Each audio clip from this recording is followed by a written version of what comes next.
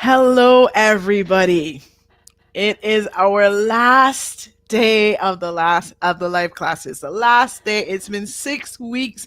You guys have been amazing. And finally, it is our absolutely last day. Third last class. Okay, so my class right now, and then coming up afterwards, we have two more classes, one with Claire and one with Naz. And then this is the end of the italki live sessions. Thank you so much for being a great audience. One last class, bittersweet. It's bittersweet. Okay, do you know bittersweet? Bittersweet means, like you can imagine from the taste, bitter, like coffee, and sweet, like some kind of candy. So bittersweet means it's both happy and sad. Okay. It's a bittersweet feeling because we've had such a great time together, but now it's at the end. Okay. So, as you guys know, I am Yemi and I'm originally from Barbados, but now I am living in Japan where I work as an English teacher. I teach English here on italki and I also teach English at a high school. Um, I teach also on italki, I also teach Japanese. So if you're interested in Japanese lessons, you can talk to Atsuko, who just finished her last lesson, or to me, okay? Okay, so today we are doing social issues as usual. Please, before we start, write your name in the comments and let me know who is here. So write your name and your country. And we will be able to, I'll be able to talk to you, okay? All right, let's see. Sorry, I need to allow access for my, my sharing. Oh, it doesn't like me sharing. Let's see if it will work again. Okay, oops.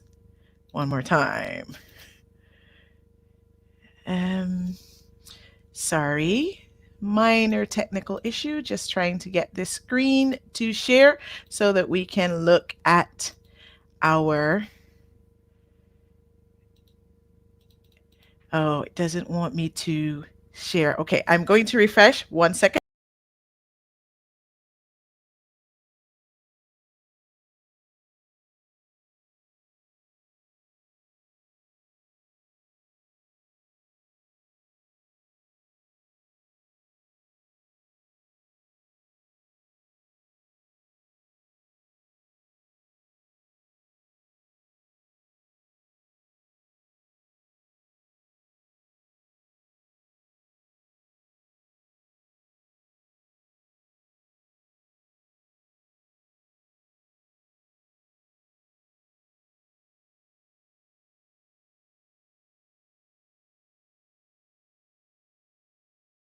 Okay.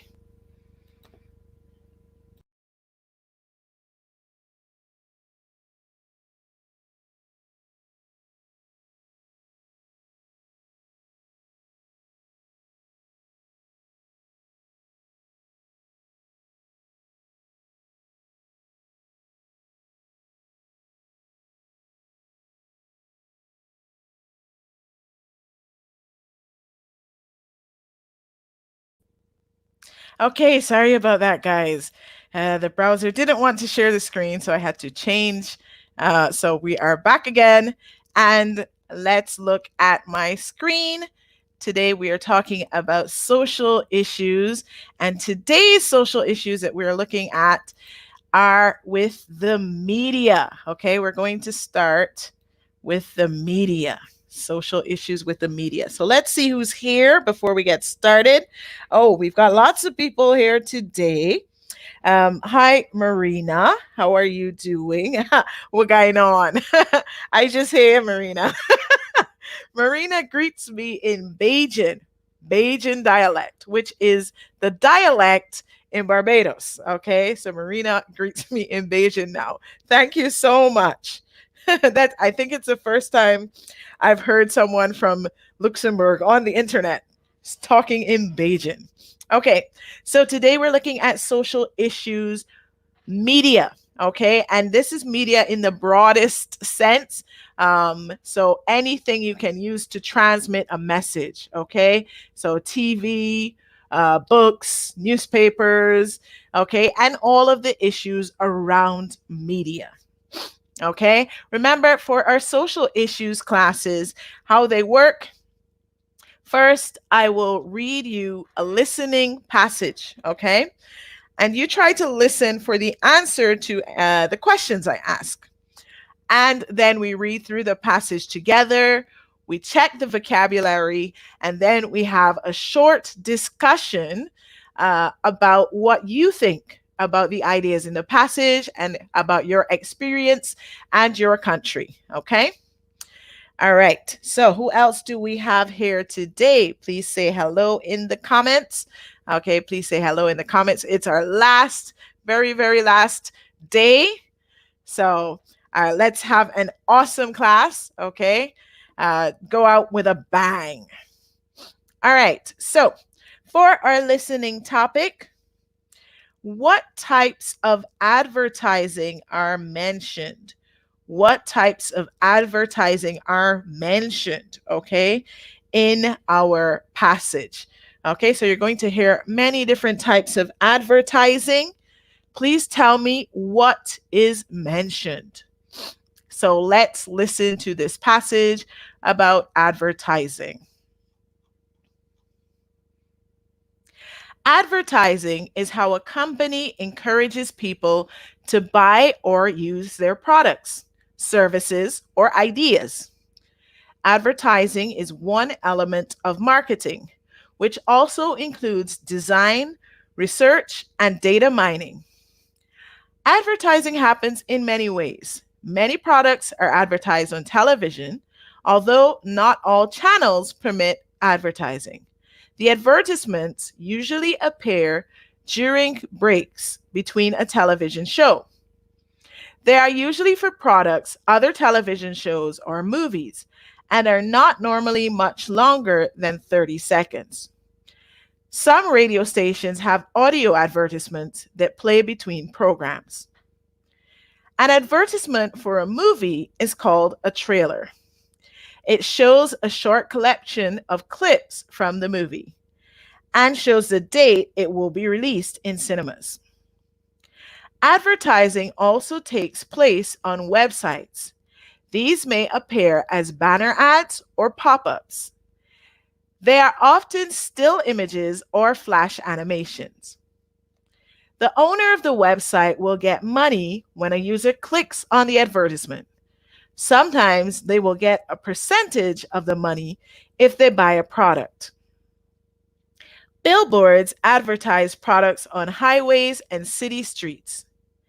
These may simply be freestanding billboards or may be a part of a street furniture, such as a bus shelter. Buses and taxis are often covered in adverts, while budget airlines sometimes allow advertising inside their planes. Adverts also appear in newspapers, magazines, and sports programs. Many stadiums have adverts set around them. Sports teams, tournaments, television programs, and public events may have a sponsor who is the main or sometimes only advertiser. Okay, so our first passage on advertising. I think something that is close to all of us. We all experience advertising. Were you able to catch? What types of advertising were mentioned in today's passage? Hi, Alessandra. Nice to see you again. I hope all is well on your end. So, what types of advertising did we mention in the passage? How many could you catch? There were many, many different types of advertising mentioned. What did you catch? What types of advertising? What did you catch? Any ideas about the types of advertising? There were so many were mentioned. Any ideas? Okay, so we're going to look at the passage. I think while we wait to see if anyone has got any ideas about the types of advertising, we're just going to scroll down and look at the passage. Okay, so Alessandra says films. Yes, advertising for films was mentioned. Yes. Okay, so let's look at this passage. Advertising is how a company encourages people to buy or use their products, services, or ideas. Advertising is one element of marketing, which also includes design, research, and data mining. Advertising happens in many different ways. Many products are advertised on television, although not all channels permit advertising. The advertisements usually appear during breaks between a television show. They are usually for products, other television shows, or movies, and are not normally much longer than 30 seconds. Some radio stations have audio advertisements that play between programs. An advertisement for a movie is called a trailer. It shows a short collection of clips from the movie and shows the date it will be released in cinemas. Advertising also takes place on websites. These may appear as banner ads or pop ups. They are often still images or flash animations. The owner of the website will get money when a user clicks on the advertisement. Sometimes they will get a percentage of the money if they buy a product. Billboards advertise products on highways and city streets. These may simply be freestanding billboards or may be part of street furniture, such as a bus shelter. Buses and taxis are often covered in adverts, while budget airlines sometimes allow advertising inside their planes. Adverts also appear in newspapers, magazines, and sports programs. Many stadiums had adverts set around them. Sports teams, tournaments, television programs, and public events may have a sponsor who is the main or sometimes only advertiser. Okay, so lots of information here about advertising. Yes, okay. Hi, Barbara. So Barbara says on buses is one.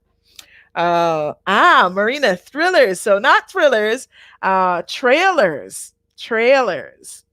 Okay, trailers are what are mentioned here. Okay, trailer is the ad for a movie. Okay, so the clip that you see before a movie shows you what will happen in the movie. That's called a trailer. Okay. All right. So if you have any difficult words, if you have any difficult words in this passage, please feel free to write them down. I'm going to go through some words that I thought might be difficult. And if you have other words, feel free to write them. Okay. This article is from the Simple English Wikipedia on advertising. All right. So advertising, as we said, is just the process by which a company tries to convince you to buy its product or use its product or a service or to give you some idea. Okay. An advertisement is that TV 30-second video or something on paper, okay? So the thing that does the advertising is the advertisement, okay? And that can be shortened to advert or to ad, both okay. And we can also call that a commercial, okay? We'll be right back after a commercial break. Is something that you often hear on television, kids' television shows. We'll be right back after a short commercial break, okay? Data mining.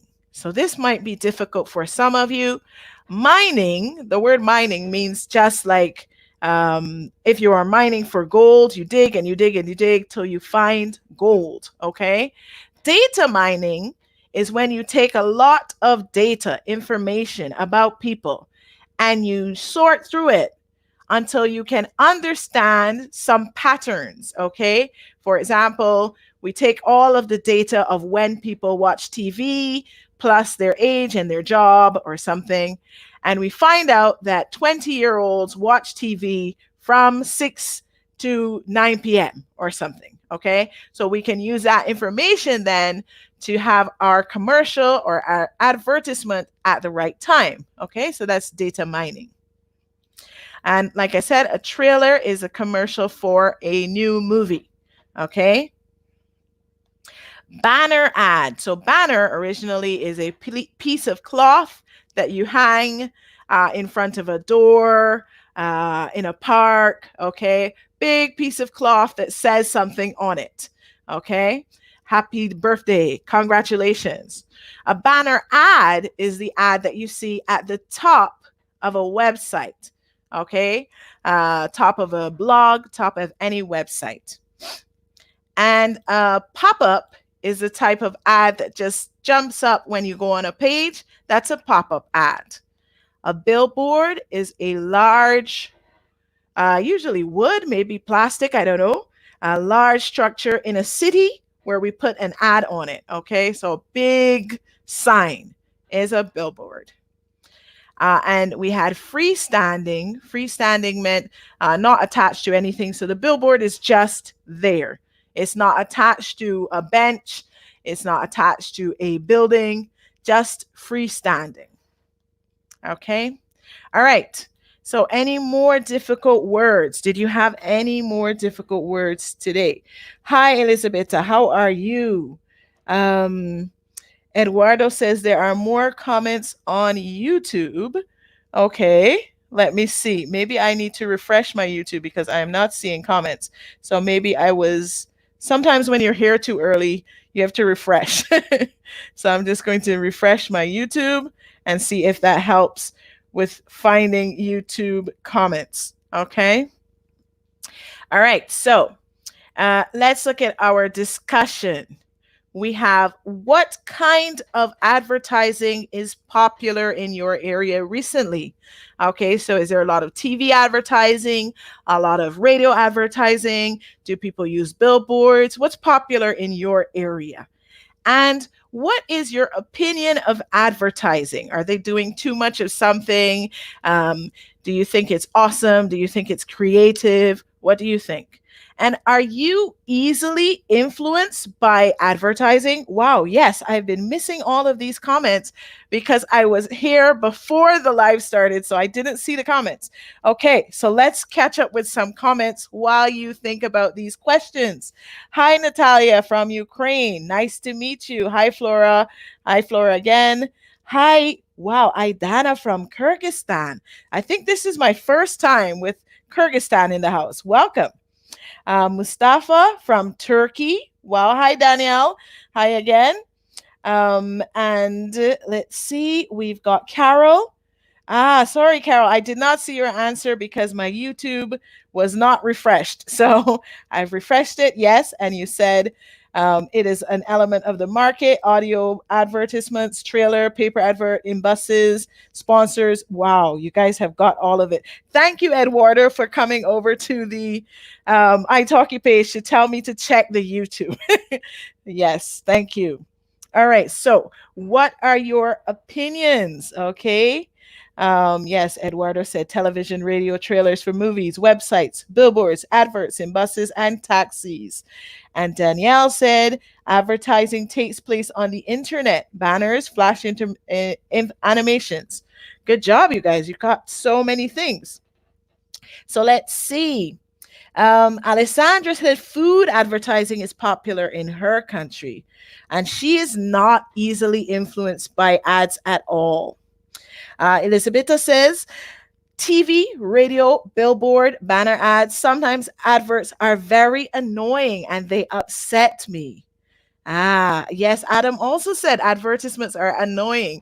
So I didn't mind advertisement on TV, but I think lately many of the video sites on the internet, they put the advertisement just in a random place in the video.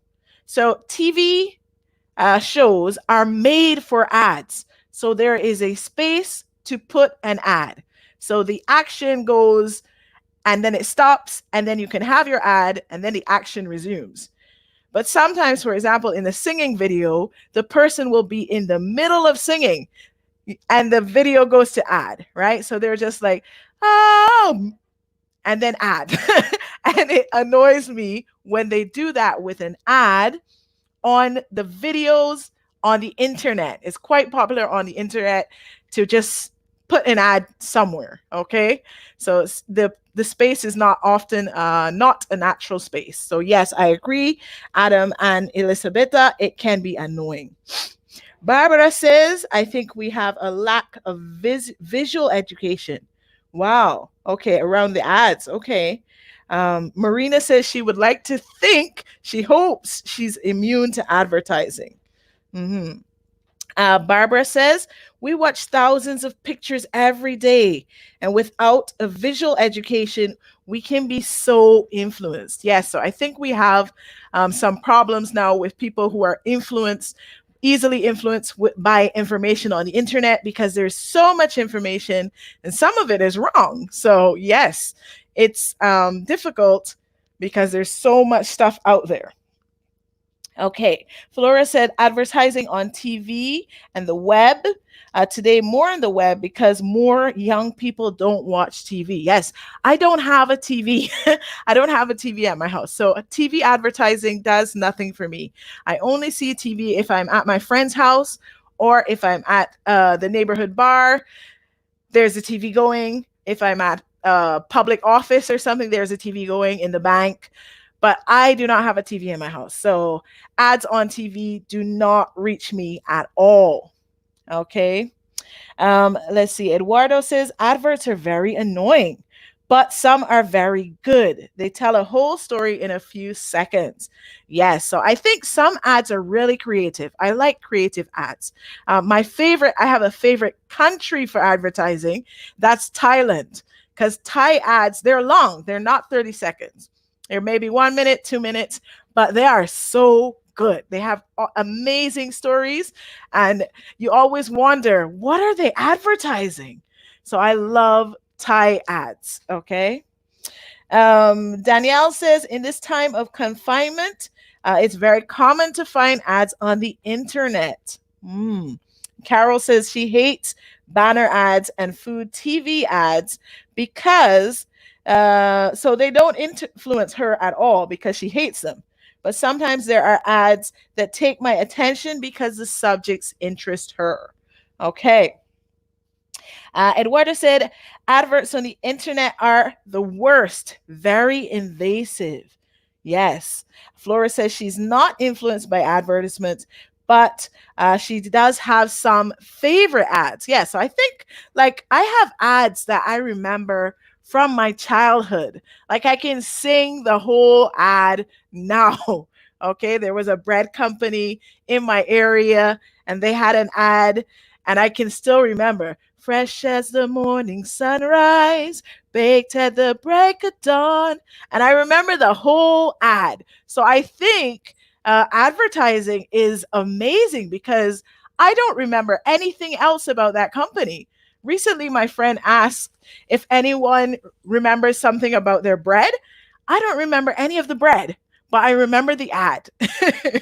Okay. All right. Let's see. Wow. Lots of comments.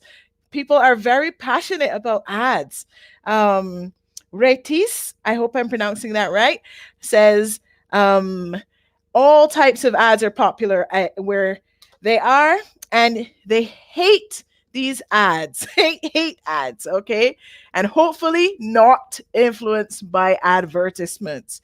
Okay, Barbara says, sorry, let's see, where are we?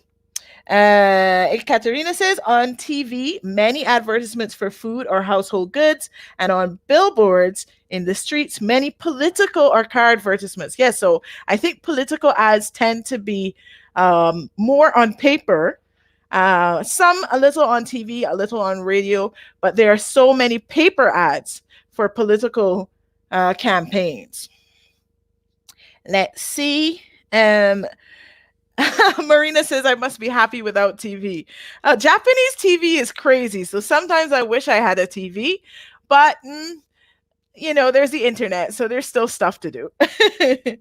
um, and unfortunately, she has one. Yes. So Adam says the best test for creativity is making short, not longer than a minute, but great adverts. Yes. Okay. So there are some great, great adverts. One of my favorite ads outside of Thailand, there is a British advertisement for BBC One, a Christmas ad. And the daughter is trying to get her dad to watch her dance. And he's so busy. He's trying to do his work and everything. And then when she goes to her concert, she freezes.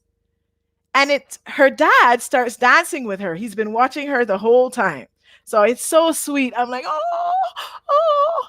Yeah, so I really like those type of ads that are touching. Okay. All right. Oh, wow. Some TV channels show advertising for 15 to 20 minutes. Yes. I hate when there's a large chunk of ads. Okay. Wow. This is a great discussion. You guys have lots of opinions about ads. Okay. Eduardo, how long have I been living in Japan? It will be 12 years in August. So almost 12 years. Danielle says the last of Netflix. It says the new street is coming. Is really creative. Okay. Carol says sometimes there are banner ads that you can't stop. Also, okay, maybe pop-ups too. The pop-up ad that just comes up and you can't do anything about it. Okay. Erica says she loves Coca-Cola ads. The old Coca-Cola ads are so good. The old Coca-Cola ads are really, really good. Yes. Yes. And Natalia says there are some ads like movies. There are some festivals for ads. So Eduardo, I don't watch much regular TV. Usually I watch some movies on my computer, but yeah, I don't watch so much regular TV. Only if I'm out and TV is on, I see it. Wow, so great discussion. We are going to go on to our next topic. Wow, you guys are really into advertising. So we're going to talk about ethics. Ethics, what's right, what's wrong, okay? And so this one is a little tougher. What are some principles of journalistic ethics? Okay, so as a journalist, a reporter, a news company, okay, what are some principles? What should you do? And what are some issues in the ethics of entertainment media?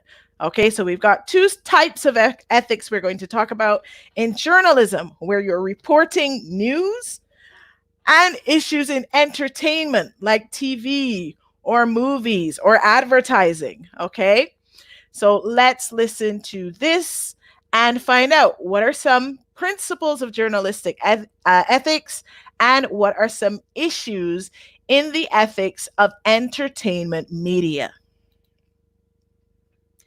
Journalistic ethics and standards comprise principles of ethics and good practice applicable to journalists. While various codes may have some differences, most share common elements, including the principles of truthfulness, accuracy, objectivity, impartiality, fairness, and public accountability. As these apply to the acquisition of newsworthy information and its subsequent dissemination to the public. Some journalistic codes of ethics, notably some European codes, also include a concern with discriminatory references in news based on race, religion, sexual orientation, and physical or mental disabilities. The Parliamentary Assembly of the Council of Europe approved in 1993 Resolution 1003 on the ethics of journalism, which recommends that journalists respect the presumption of innocence, in particular in cases that are still sub judice. There are also many issues in the ethics of entertainment media. There's often a debate around depiction of violence and sex and the presence of strong language. Ethical guidelines and legislation in this area are common, and many media, example film and computer games, are subject to rating systems and supervision by agencies. Product placement is also an increasingly common marketing tactic and is the placement of products in entertainment media. The producers of such media may be paid high sums to display branded products. The practice is controversial and largely unregulated. The entertainment media make heavy use of stereotypes. Stereotypes may negatively affect people's perceptions of themselves or promote socially undesirable behavior. The stereotypical portrayals of men and women, affluence, and ethnic groups are examples of major areas of debate. Okay, so some tough words in this one. Were you able to catch what are some of the principles of journalistic ethics and what are some issues in entertainment media, ethics of entertainment media? Okay, so let's see what we have. Let's see. Katerina says for the last one, she tries to watch TV less. Films, news, and different shows she often watches on the internet. Ah, okay, yes. So I don't watch so much TV, like, well, I don't have a TV. So I agree a little. Yes, there's a lot of stuff on TV that you really do not need. Okay, so were you able to catch these things? What are some areas, some principles that were mentioned for journalistic ethics? And what are some issues that were mentioned for um, entertainment, ethics in entertainment media? Okay. All right. So let's see what we've got. Um, Carol says truthfulness, impartiality, equability. Ah, okay. Some issues are to respect discrimination, some issues are against violence and sexual video and stereotypes. Yes. Um, and Flora also says the ethics in entertainment media. One thing is stereotypes. Yes, so stereotypes are a big thing, especially in advertising. There are lots of stereotypes. Okay, buy this car, get a wonderful girl with that looks like this. So that's a big stereotype, right? Oh, this one was difficult for you, Elizabetha. Okay, we will go through it in a second. Okay, so this one is also from Wikipedia, not simple English Wikipedia. So this one is a little higher level than the first one. Okay. All right, so let's look at our passage, okay, and see how we do while we're reading it. So, journalistic ethics and standards comprise principles of ethics and good practice applicable to journalists. Okay, so to do with journalists. While various codes may have some differences, most share common elements, including the principles of truthfulness, accuracy, objectivity, impartiality, fairness, and public accountability. Okay, so generally, for example, maybe the journalist code in Australia and the journalist code in the UK are different, but generally, most of these codes have something about being truthful, being accurate, being objective, being impartial, okay, etc. And as these apply to the acquisition, okay, so acquisition is the way that you get information, the acquisition of newsworthy information. Okay, newsworthy is something that should be news. Okay, today a lot of news is not actually newsworthy. There's stuff on the news that isn't important. Okay, um, So these apply to the acquisition of newsworthy information and its subsequent dissemination to the public. Some journalistic codes of ethics, notably some European codes, also include a concern with discriminatory references in news based on race, religion, sexual orientation, and physical or mental disabilities. The Parliamentary Assembly of the Council of Europe approved in 1993 Resolution 1003 on the ethics of journalism, which recommends that journalists respect the presumption of innocence, in particular in cases that are still sub judice. Okay, we'll look at that in a second. There are also many issues in the ethics of entertainment media.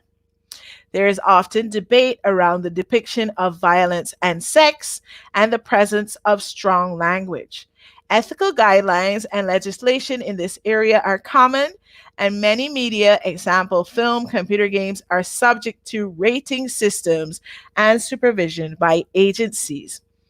Product placement is also an increasingly common marketing tactic, and is the placement.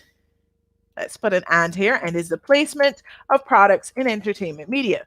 The producers of such media may be paid high sums to display branded products. The practice is controversial and largely unregulated. The entertainment media make heavy use of stereotypes. Stereotypes may negatively affect people's perceptions of themselves or promote socially undesirable behavior.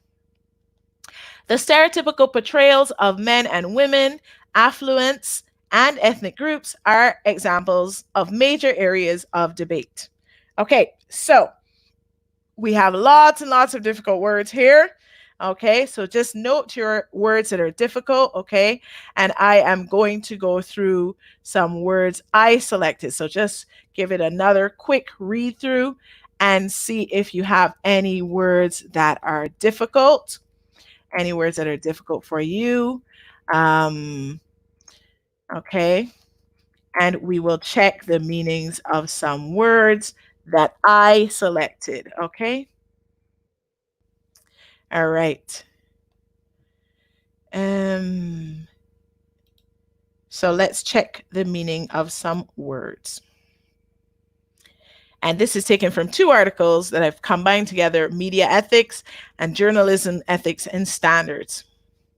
So first, ethics, okay, versus morals. Ethics is a set of rules about what is good and bad, okay? Morals are my personal judgment of what is good and bad, okay? So according to my morals, I don't want to do this, okay? I don't think it's good to pretend to be friends with someone. Okay. Hi, we're friends. And then go over here and laugh. Oh, he's an idiot. No, that's my morals. Okay. That's not necessarily ethics. There's no rules set down about that. Okay. Objectivity. Okay. Objectivity is to report only the facts, okay? Not your ideas about the facts, okay? So if I say, this is a notebook, okay? I can't say it's a dirty notebook, it's a smelly notebook. That's my judgment, okay? But anyone can look and see this is a notebook, right? So that's an objective statement. Impartiality. To be partial is to take a side, okay? So for example, if Japan is playing Latvia in a football game, I'm not impartial. I'm going to support Japan, okay? But if Latvia is playing Croatia, I am completely impartial. If Latvia wins, yay. If Croatia wins, yay. Completely impartial, okay? So impartiality is to not choose a side. Accountability means to consider. How to explain accountability?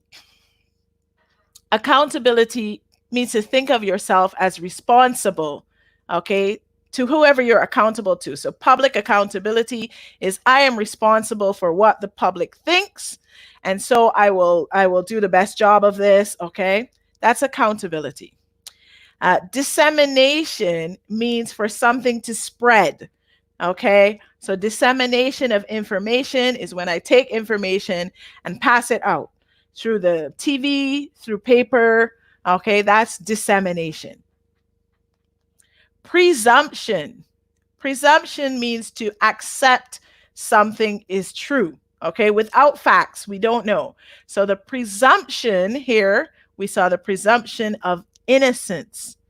Okay, presumption of innocence for people who are being tried in court. It means that we assume that they're innocent. We accept that they're innocent until the court says they are guilty.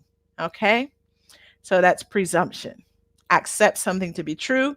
Sub judice is, if you know Italian, maybe this is easy. It means, again, we had sub yesterday or the last time. We had sub, it's under, okay?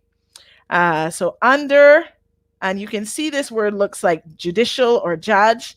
So this is when a case is still going on, under judgment, okay? So we should not in the media say he's guilty while the case is still under judgment. You're supposed to report impartially. Depiction. Depiction is the way you show something, okay? So for example, in caricatures, let me write down caricatures in case you don't know, right?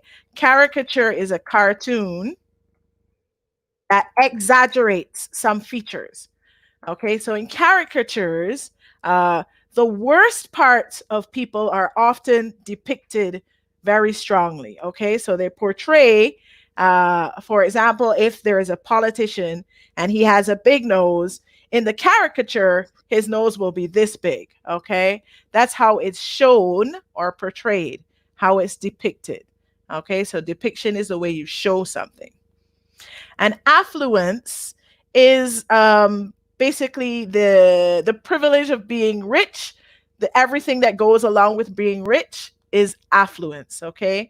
So some ads, they said, some entertainment uses stereotypes about being rich, okay? Any more difficult words? So lots of difficult words in this one, I think.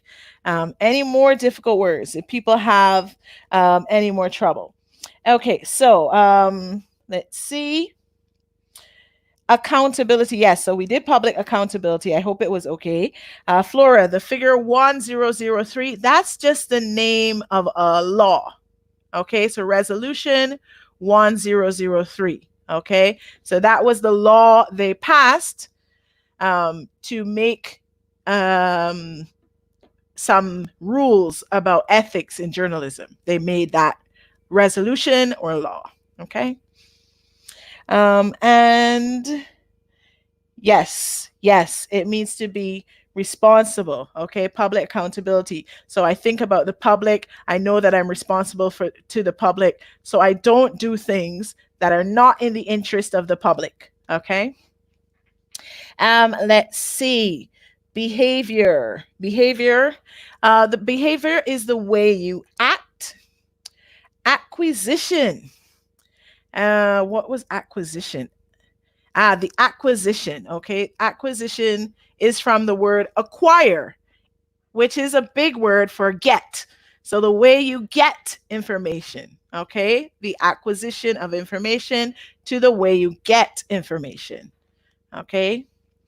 And subsequent.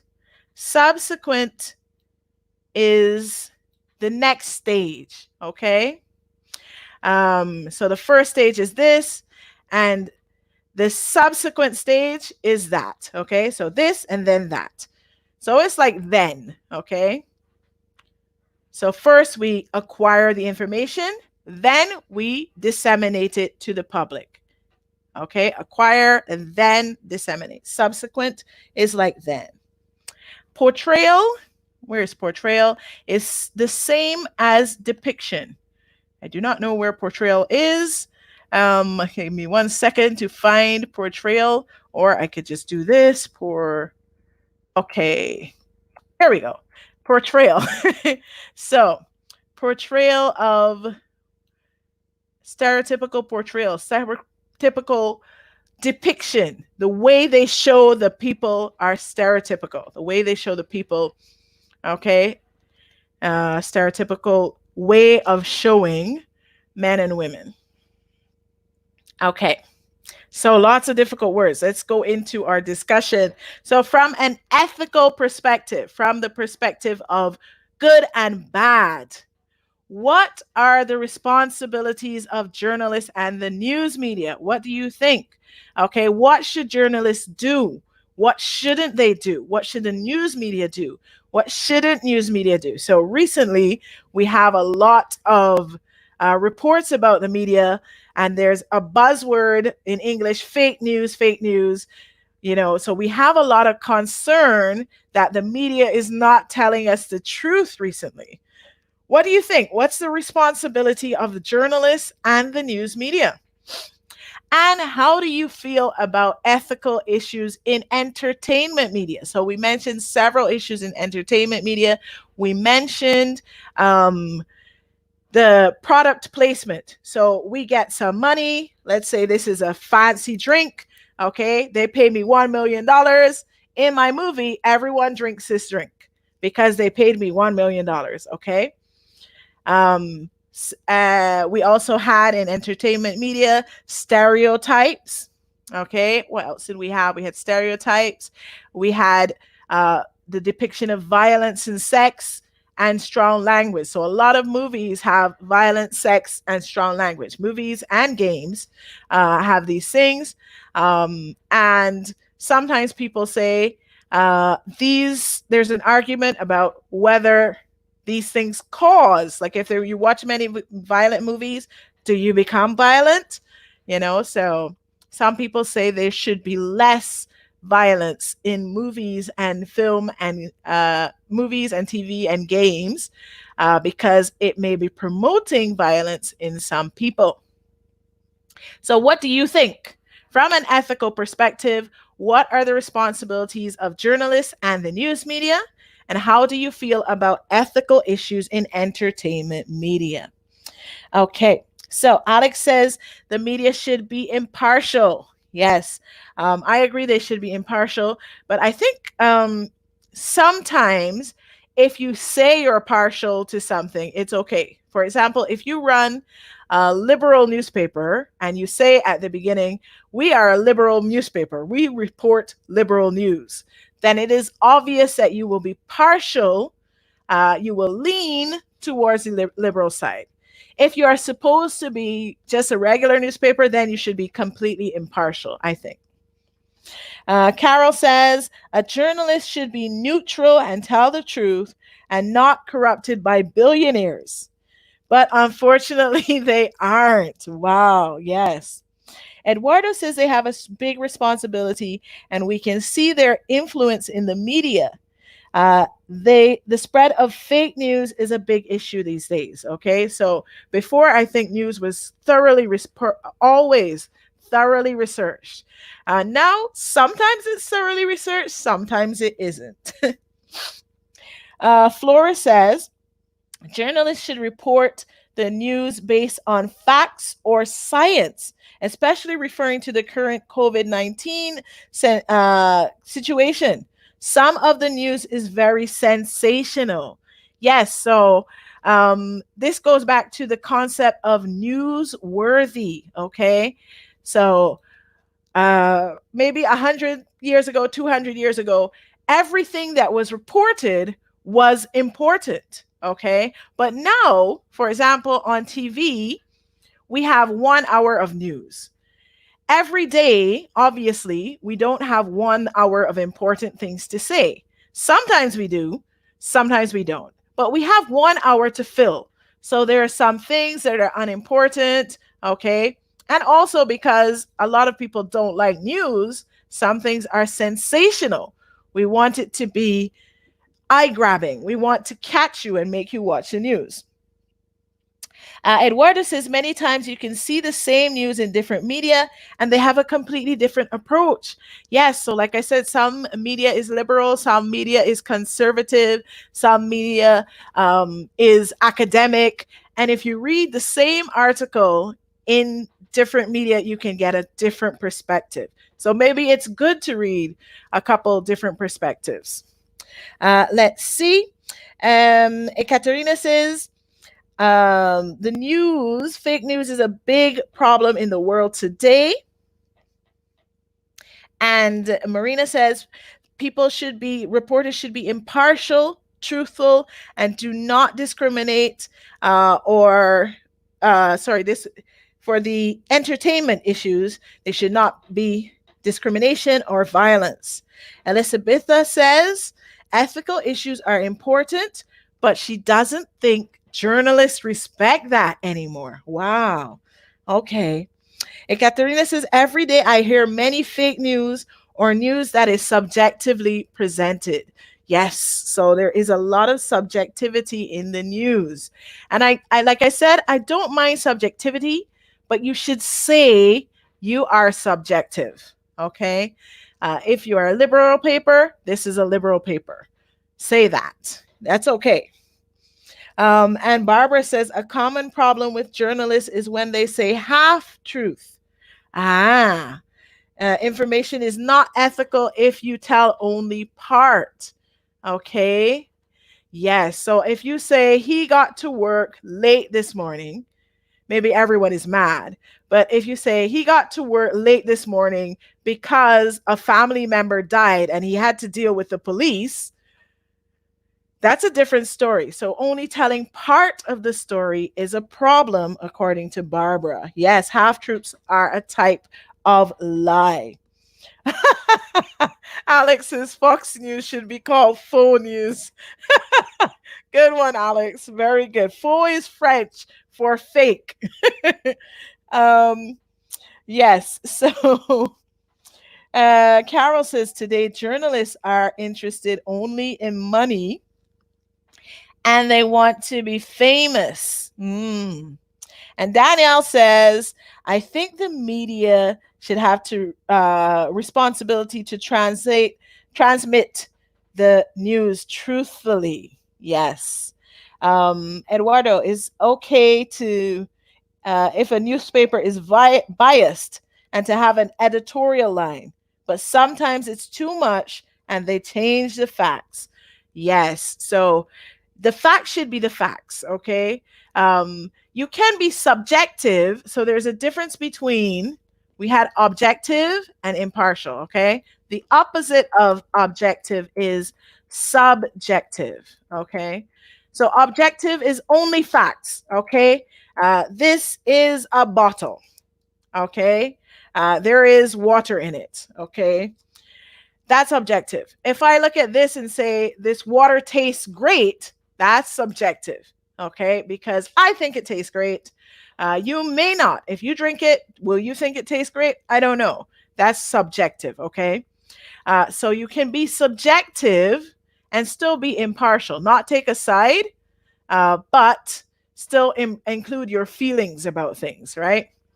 So I think it's okay for some media to be subjective, but they must still report all of the facts, okay? And they should say that they're being subjective.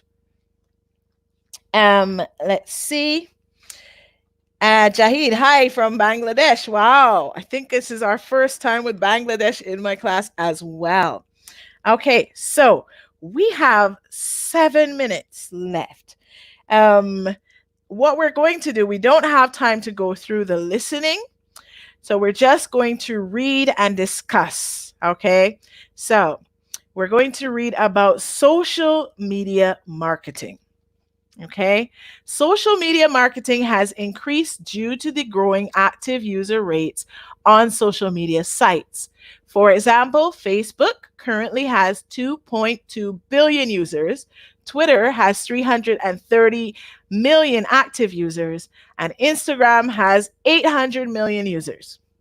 One of the main uses is to interact with audience to create awareness of their brand and service, with the main idea of creating two-way communication system where the audience and or customers can interact, providing feedback as just one example.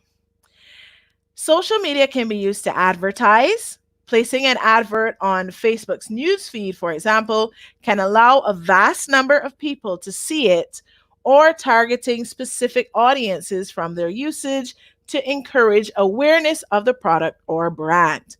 Users of social media are then able to like, share, and comment on the advert, becoming message senders as they can keep passing the advert's message onto their friends and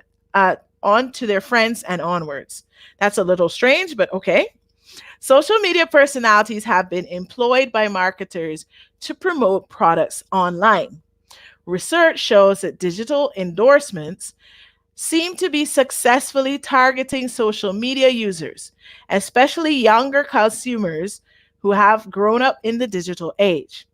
The practice of harnessing social media personalities to market or promote a product or service to their following is commonly referred to as influencer marketing. The Cambridge Dictionary defines an influencer as any person, personality, blogger, journalist, celebrity who has the ability to affect opinions, behaviors, or purchases of others through the use of social media.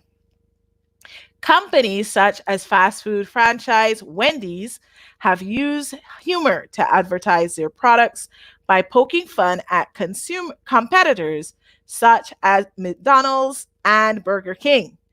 Other companies such as Juul have used hashtags to promote themselves and their products. On social media, consumers are exposed to the purchasing practices of peers through messages from a peer's account, which may be peer written. Okay, so we're going to do a quick overview because we only have 4 minutes left. Okay, basically, companies now use social media to advertise. Okay, you can put an ad on Facebook and it will be more visible to younger people, as Flora said earlier, because they don't watch TV so much as they use the internet. Okay, and also on the internet, it means that the customer can become part of the advertising because you can share an ad, which you can't do with a TV ad, right? We also have influencers, who are people who have blogs or who are journalists or celebrities, and they can influence the opinions of others. I use this, you should use this too, okay? Some companies use humor to advertise on social media by making fun of other companies. And sometimes people will write reviews or something and pass them around. So these things are called peer written. Okay, this information is not from the company, it's from a consumer, it's from your friend. Okay, so let's go into this discussion. 3 minutes to go. What social media do you use? What kind of posts do you share? And how do you feel about companies advertising on social media? Do you follow any influencers on social media? Okay, what kind of social media do you use? I use Facebook. I have a Twitter account, but I have not been in it in about 8 years. So I don't even know if it's still there. And what kind of posts do you share? How do you feel about companies advertising on social media? So one thing about social media advertising is there is a lot of data mining involved. We saw data mining earlier. They are getting information about the way you use the internet, and they are targeting their ads to you. How do you feel about that? And do you follow any influencers? Any ideas? We only got a couple minutes left. Any ideas about social media? Only a couple minutes left. Any ideas? So Alessandra says she uses Facebook and Instagram, and she likes to share landscape pictures. Yeah, so I think a lot of people on Instagram share landscapes or pictures of food, okay, are very, very popular on Instagram. I am not on Instagram. So this is my image of Instagram. I'm not on Instagram. I've never had an Instagram account. So I am just guessing. Christina says Facebook, photos and videos. The ads are annoying. And she does not follow any influencers. Yeah, I don't follow any influence either. I think there's one travel blog that I watch. But usually, yeah, I do not follow any influencers. Any more comments about social media? Any more comments about social media? We got 1 more minute and then we are out for the last time. My last live class. Any more comments about social media? Okay, we're about to go out. I'm going to stop sharing. We're about to go out. Okay, so I don't know if you were able to have a chance. We didn't have much of a chance to look at social media. But I want to say this is my last class. I want to say a really, really, really big thank you to all of the other teachers who have been here. We've had Japanese with Atsuko. We've had French with Miriam and Joffrey. We've had Chinese with Bangfang.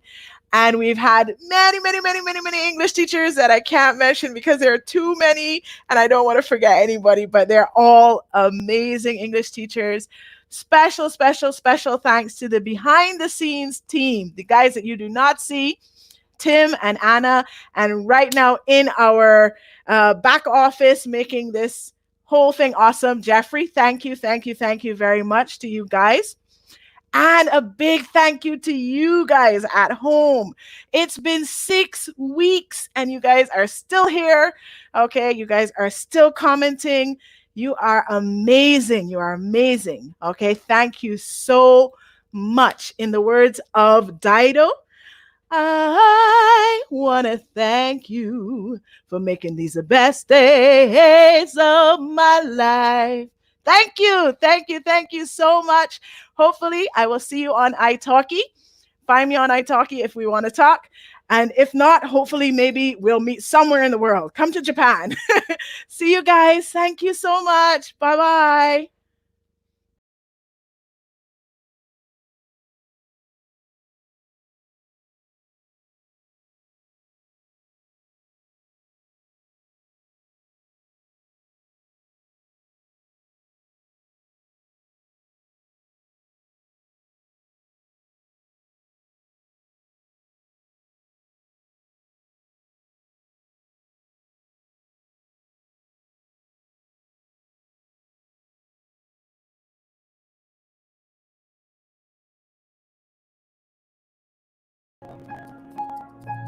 It's very wonderful website of italki because italki is the connection between the every people in the world with each other.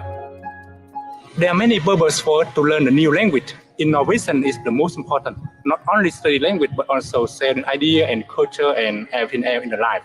And through the learning and teaching, and we can share more idea and we can share our life better. You know that because each person have their own experience and their own knowledge and their own way of living.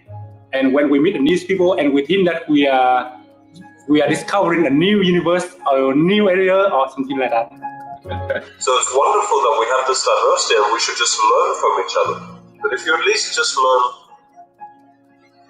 a second language and expose yourself to a second culture, not only do you understand that culture better, but you understand your own culture better. And if most people just did that and were talking openly and honestly about themselves and other people, I don't think there would be any diversity problems. Because we're all learning from each other. He is a very good student. He studied very well, and he just learned for, he just only studied for 1 month, but now he can speak very much Vietnamese. Later on, the student and the teacher can meet in a different country, and then the relationship become very good. We drink coffee together, and we go and I ride a motorbike, and I take them along somewhere beautiful together, and we talk together, and then they come back to their country, and we become teacher and student again. We study again. Yeah.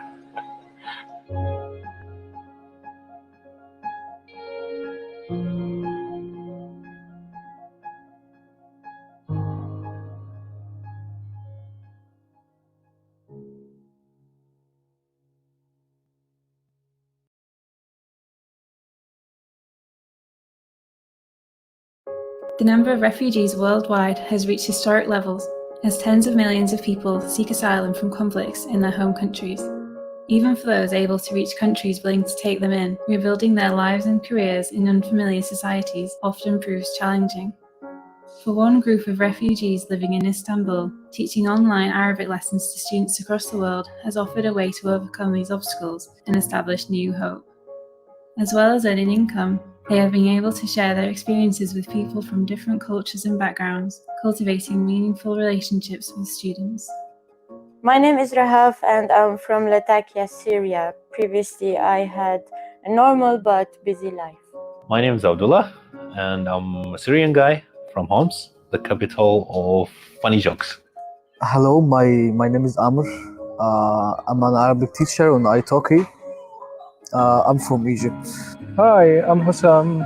I'm from Syria, Al-Hasaka, and I'm a teacher on italki now. 3 years ago, I came to Turkey, to Istanbul. Many challenges came in one time. Leaving a country is not, or leaving your home. This is one, it's like fish out of the group. I mean, the challenge that my career is almost dead. This is the only challenge now. Online teaching, it solves this problem, of course, because you can just be wherever and get online and start your class. What italki offered me is like new students I have never met from another continent, way far from me. Once they want to like learn my language, I feel like this is like, I feel sometimes emotional. italki, Bessa College and NGO Small Projects Istanbul are working together on this project. You know, it's important for people to kind of see and get to know someone who's experiencing a difficult time or who has had a difficult past, and to just remember people are people are people. We need to remember that, you know, we have a shared humanity, and I think that gets lost a lot in the media or in the news. I'm teaching Arabic for first-year students of Arabic in America. We both enjoy teaching and learning online. It's an amazing experience for me as a teacher. I find it so helpful for me, also for the students. Going into it, people might like have these assumptions that you're supposed to like learn something about refugees or like understand something new. But I think it's like most valuable to realize that like you're not really learning anything new other than that like this is like just another person just like you. My tutor, Mohammed, was like so nice and so willing to work with my level of speaking and comprehension. At the beginning, teaching online was a new experience for me, and it had a lot of challenges, but now I'm used to it. And honestly, I'm enjoying teaching Arabic on italki. I care now, I care more. I care more about the language, I care more about my students. Teaching Arabic is something valuable for me. Maybe give me hope, or I feel gain hope. It's reward for me.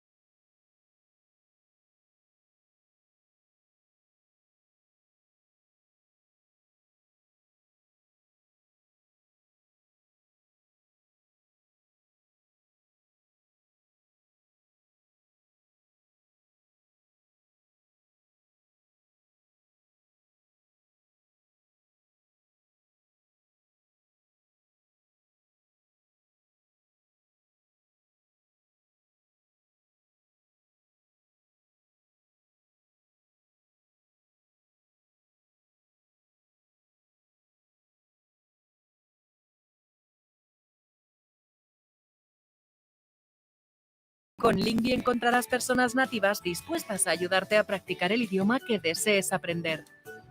Los usuarios con tiempo libre se mostrarán disponibles para recibir llamadas y de esta forma ganarán recompensas ayudando a otros usuarios. Así es como conectamos personas de forma colaborativa y gratuita en nuestra aplicación.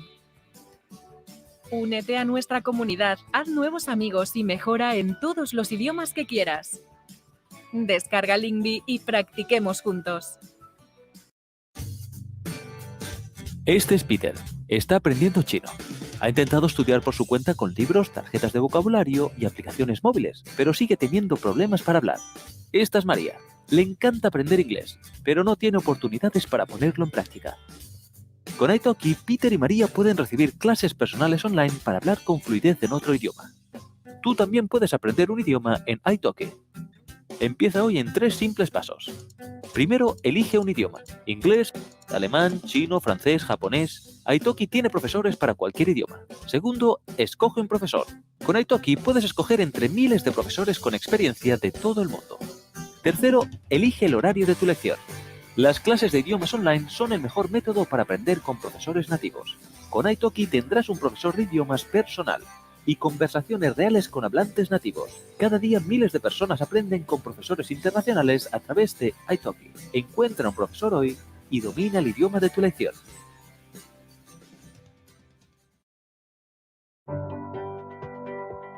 Hi everyone, it's Vicente and I teach Spanish on italki.com. And today we will be talking about 3 grammar rules to follow when you start learning Spanish. The first one is that, as you have already heard, Spanish verbs are always conjugated. That means that they have to match with the subject of the sentence. For example, there are different pronouns in Spanish. Yo, tú, él, ella, usted, nosotros, nosotras, vosotros, vosotras, and ellos, ellas, y ustedes. All these pronouns have their own conjugations, and it's very common for beginners to mix them up. So remember this. When you start to conjugate the verbs, they have to match. The second rule is very important as well. The Spanish nouns and adjectives has to be in the same level. Let me explain you this. If you have a noun that is feminine and plural, for example, las mujeres, the adjective that you have to use right after the noun has to be feminine and plural as well. For example, las mujeres españolas. It is the same with the articles las, female and plural. We use this article because, as I say, it's female and plural.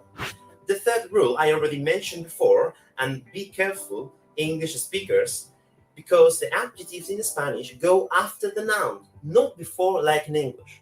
This is very common for students that learn Spanish and already speak or know English. When I say it, las mujeres españolas, españolas is the adjective, and I put it after las mujeres.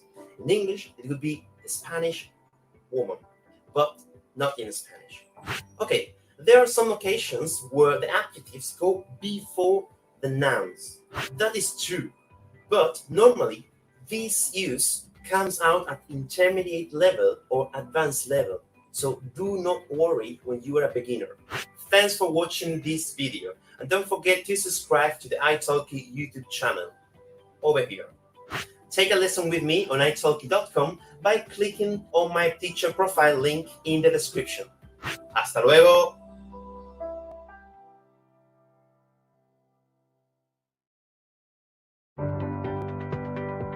Hi everyone, it's Vicente and I teach Spanish on italki.com, and today I will be talking about 7 Spanish words that are similar to their English counterpart.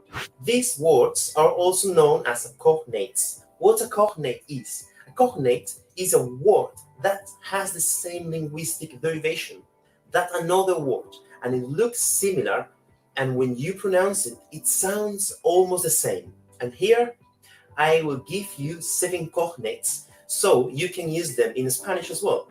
The first one is alcohol in Spanish. Guess you know what it means, because it sounds pretty similar than in English, doesn't it? Number 2 is conclusión. This one has a different pronunciation in Spanish, but you will understand definitely when you start learning Spanish. Number 3, hobby. This one is completely similar. We basically took this word from English. Number 4, individual. Of course, it's the same word, just different pronunciation. The next one, number 5, is piercing. Yes, we use this word with the same pronunciation and meaning. Next one, number 6, is informal.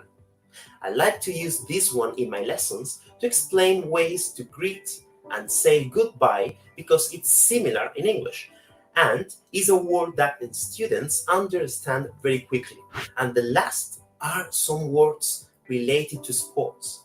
If you're learning Spanish and you like sports, you're lucky because most of the words are cognates like football, tennis, baseball, volleyball, hockey, water polo, golf, surf, and so on. As you can see, almost all sports are cognates. So, talking about your hobbies should. Hi everybody, good afternoon. Hola, buenos dias, guten Abend. Hayo gozaimasu everybody. It's Claire here. Claire here in London. Teacher Claire, although you can call me Claire. Now, I'm not sure how my video and audio is today, so let's see what you think. Let's have some comments in the box down below. If you'd like to say hello, you can say hello below. Tell me where you're from, what your name is, and whether you can hear my audio. Okay. What do people think? Can you hear me? Okay. Let's see. Who's in class with us today? Now, we have, let me look on the YouTube channel and above. Hello, Liliana. Hi.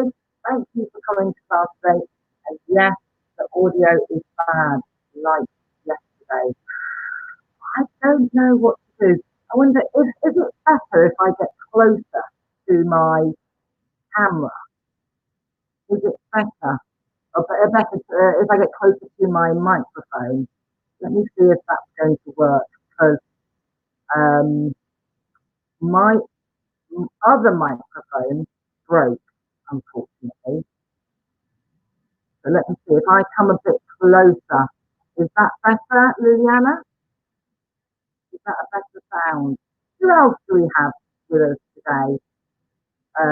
Okay. What shall we do? Because because jokes don't really work with no sound. Hi, Alex. You saw me commenting on Atsuko's Japanese class. Yes, yes. I learned Japanese when I was in Japan for 3 months. Do you speak Japanese, Alex? I studied Japanese, however, Tekito ni benkyou shimashita. I mean, I only studied kind of half-heartedly. I didn't study very well. I only studied a little bit. No change. So Liliana is saying there's no change. Studio, what do you want me to do? Your voice is clear but cloudy. Now, what shall I do? What about you, Alex? Can you hear me okay? Have Alex here. Well, shall I keep going for a while, or shall I turn off my Wi-Fi box straight away and then come back? What do you think? I believe it's might up. Someone said.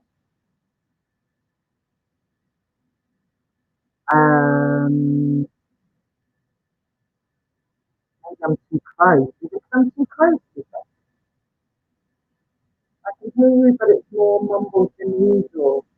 Oh, don't. Don't think it's the Wi-Fi, just think it's the microphone. You know, I had problems with my microphone on Zoom as well.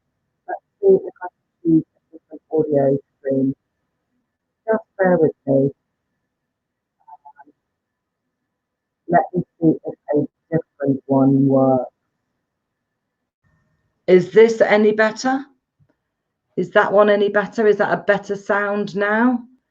Do we have a better sound? Studio, is that any better? Yes, yes. Oh my goodness, I've changed the input. Alex, Liliana, what do you think? How's it from your end? Yay.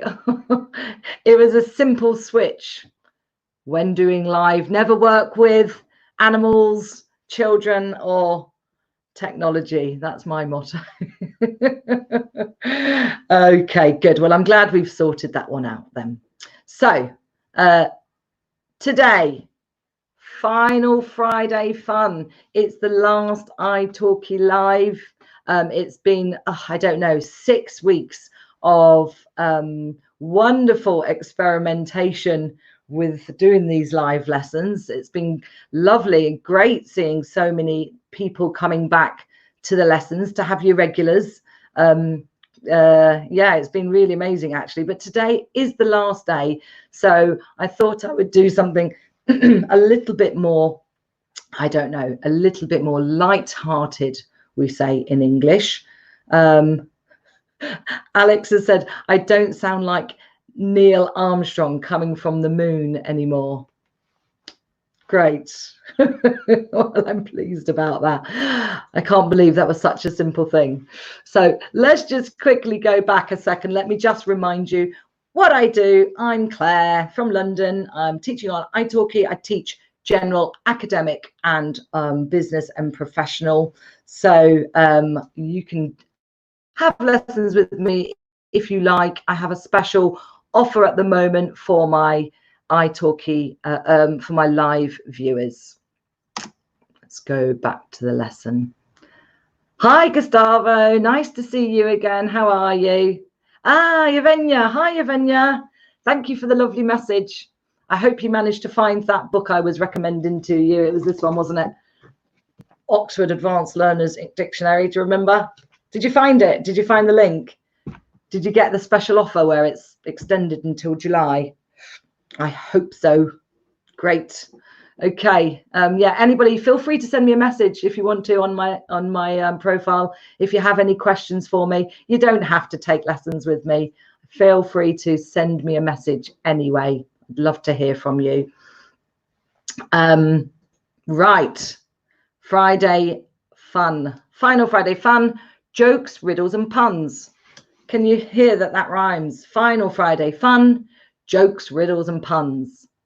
Maybe I should have done final Friday funs, jokes, riddles, and puns. But you can't really say fun plural. Yeah, it's an uncountable. It's uncountable.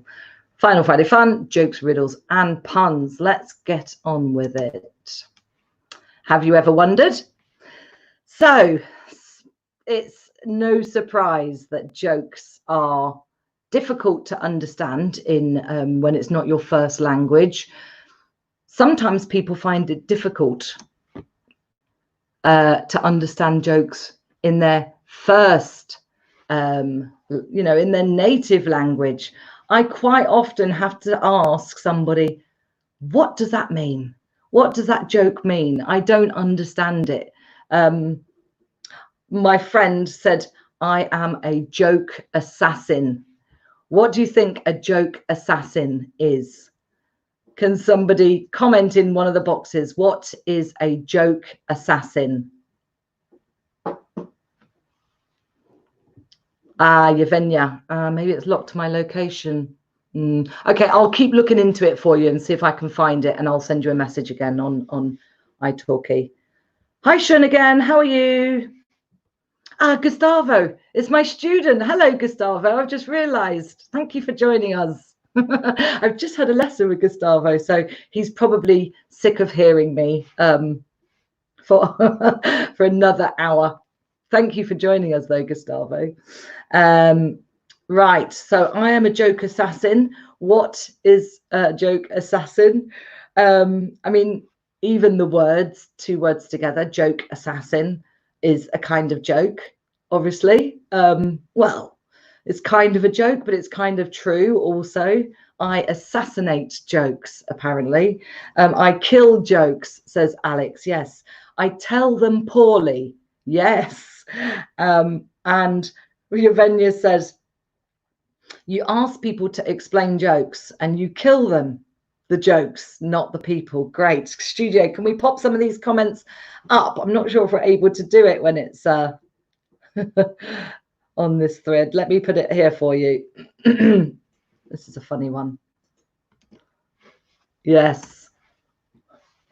Shun said, someone who doesn't get the joke. Yes. And so by me constantly having to ask, what does it mean? What does it mean? The joke is dead. Okay. Yes. So what is the difference between a joke, a riddle, and a pun? Have you ever wondered what the difference between a joke, a riddle, and a pun is? I am going to tell you what the difference is between a joke, a riddle, and a pun throughout this lesson. So hopefully we're going to have some fun with puns. Okay. Yes, you are not alone. Okay, once again, you are not alone, not understanding the difference between jokes, riddles, and puns, or even in understanding the joke itself. Oh, Liliana has said riddle is an enigma. Yes, I like that. Yes, it is an enigma. First of all, a joke. Here we have it in the International Phonetic Alphabet so that you can pronounce it correctly, because the beginning of the word joke is the first letter is a J, a J, a joke, J, joke. Now, this letter can be quite difficult for some people to say in some languages. They might say yoke or joke, but it's hard. J, joke. Feel free to repeat after me when I say these words so that you can practice the pronunciation as well. Joke, joke. A thing that someone says to cause amusement or laughter. Are you shadowing? Especially a story with a funny punchline. A story with a funny punchline. Let's see what we've got for you. Ah, Alex and Yevgenia. Oh, you're already starting to tell your jokes. You're ruining my lesson. I was going to ask you in a moment for some jokes. Alex has got a joke. I'm going to just do it anyway. Studio, can you put this up on the screen? Let me put it over onto the other thread. Alex has said, I've got a joke for you. Why does the mushroom always get invited to parties? Why does the mushroom always get invited to parties? Because they're a fun guy. Because they're a fun guy. How does that, why is that a joke? Why is that funny? Anybody know why fun guy is funny? This is really strange, telling jokes while I'm sitting here in my office on my own. I hope you guys are laughing too. Alex, you're such a pun guy. Yes, excellent. The jokes are coming in thick and fast, as we say. The jokes are coming in thick and fast. Let's look at this. What words? Let's look at some of the terminology that we use to describe someone or something or someone funny. Well, Alex has already come up with a very good word to describe somebody. Sorry, was it Alex? No, Yevgenia has already come up with a good joke. Alex is a pun guy. I love that. I have not thought of that one before. That's a new one for my vocabulary and my joke bank. Let's look at some nouns and some adjectives. To have so humor, that's a noun. To have a sense of humor. Irony. Notice the silent R in the word irony. Well, not silent, but it's softer. Irony. Wit and laughter. And then we have some adjectives. Funny, humorous, playful, silly, and as we know, fungi. Fungi is funny because fungi. Am I gonna assassinate this joke now? Fungi is mushrooms are a type of fungi in English. The word fungi means lots of different types of mushrooms. I presume that's the same in quite a lot of your languages as well. So I probably didn't need to explain that joke. I have probably assassinated that joke. I am the joke assassin. Okay, now, hi Erica, and welcome back. Thanks for joining us again. You've missed a whole load of fun already, Erica. Look at the comments above you on your thread. You'll see that Yevgenia and Alex have already started telling jokes for our final Friday fun, jokes, riddles and puns. Yevgenia has got a very good question. Would you consider sarcasm as one of the attributes of a funny person? Well, this is where it gets difficult.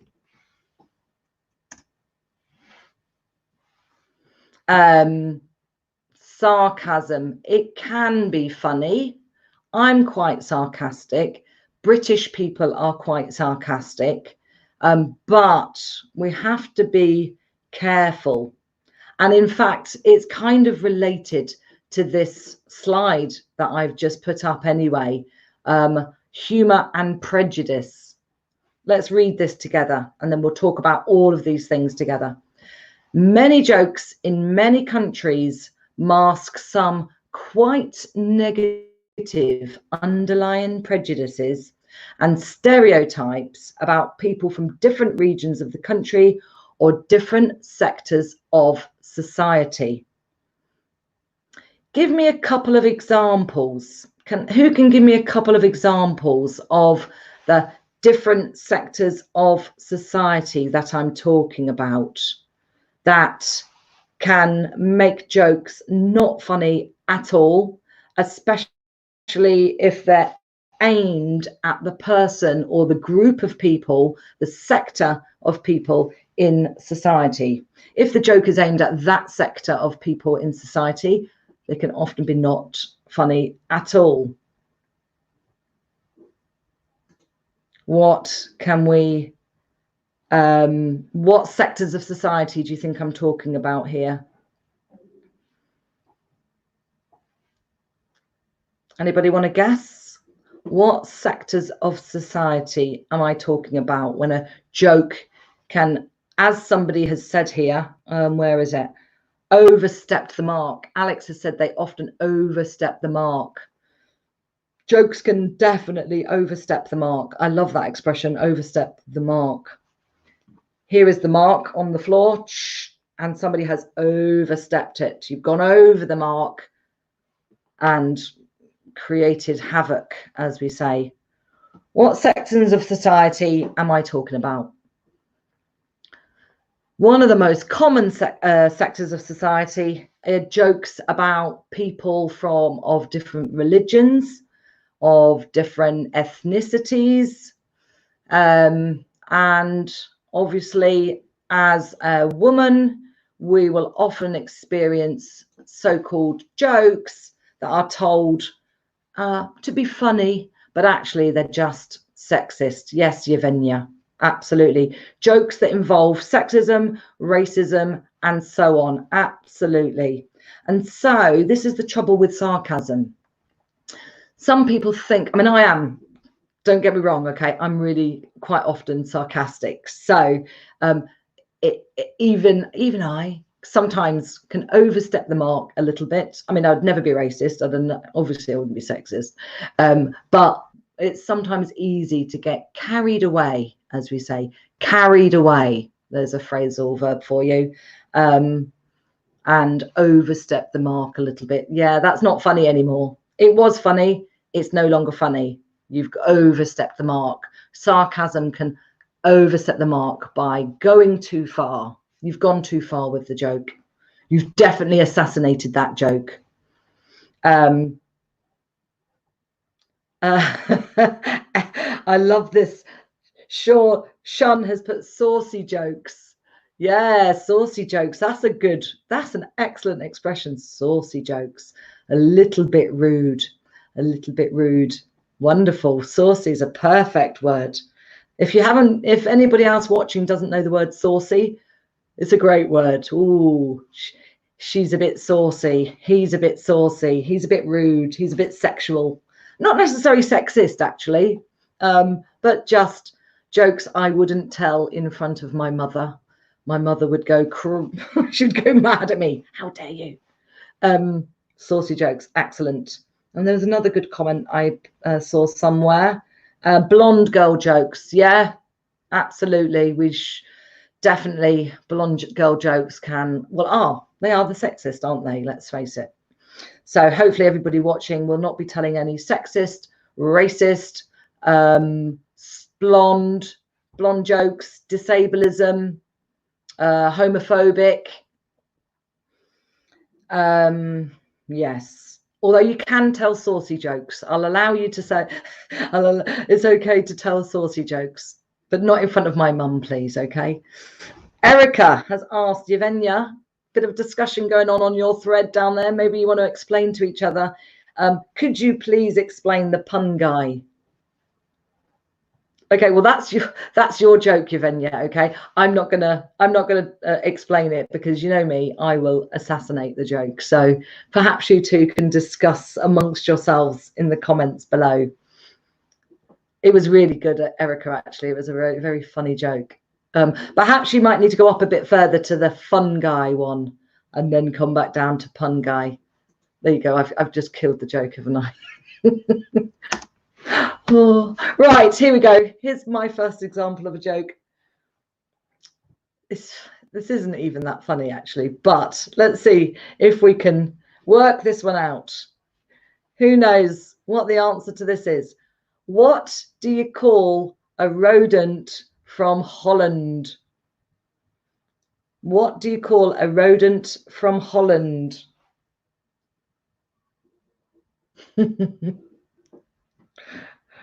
Yevgenia, Alex made a joke about a mushroom. Mushroom equals fungus. Fungus, many fungus, fungi. Fungi sounds like fun guy. Fun guy and pun guy sound alike. Perfect. I'm glad I didn't have to do that. That's I would have assassinated it. Okay, what do you call a rodent from I nearly gave you the answer. Oh, for goodness sake. What do you call a rodent from Holland? Anybody know?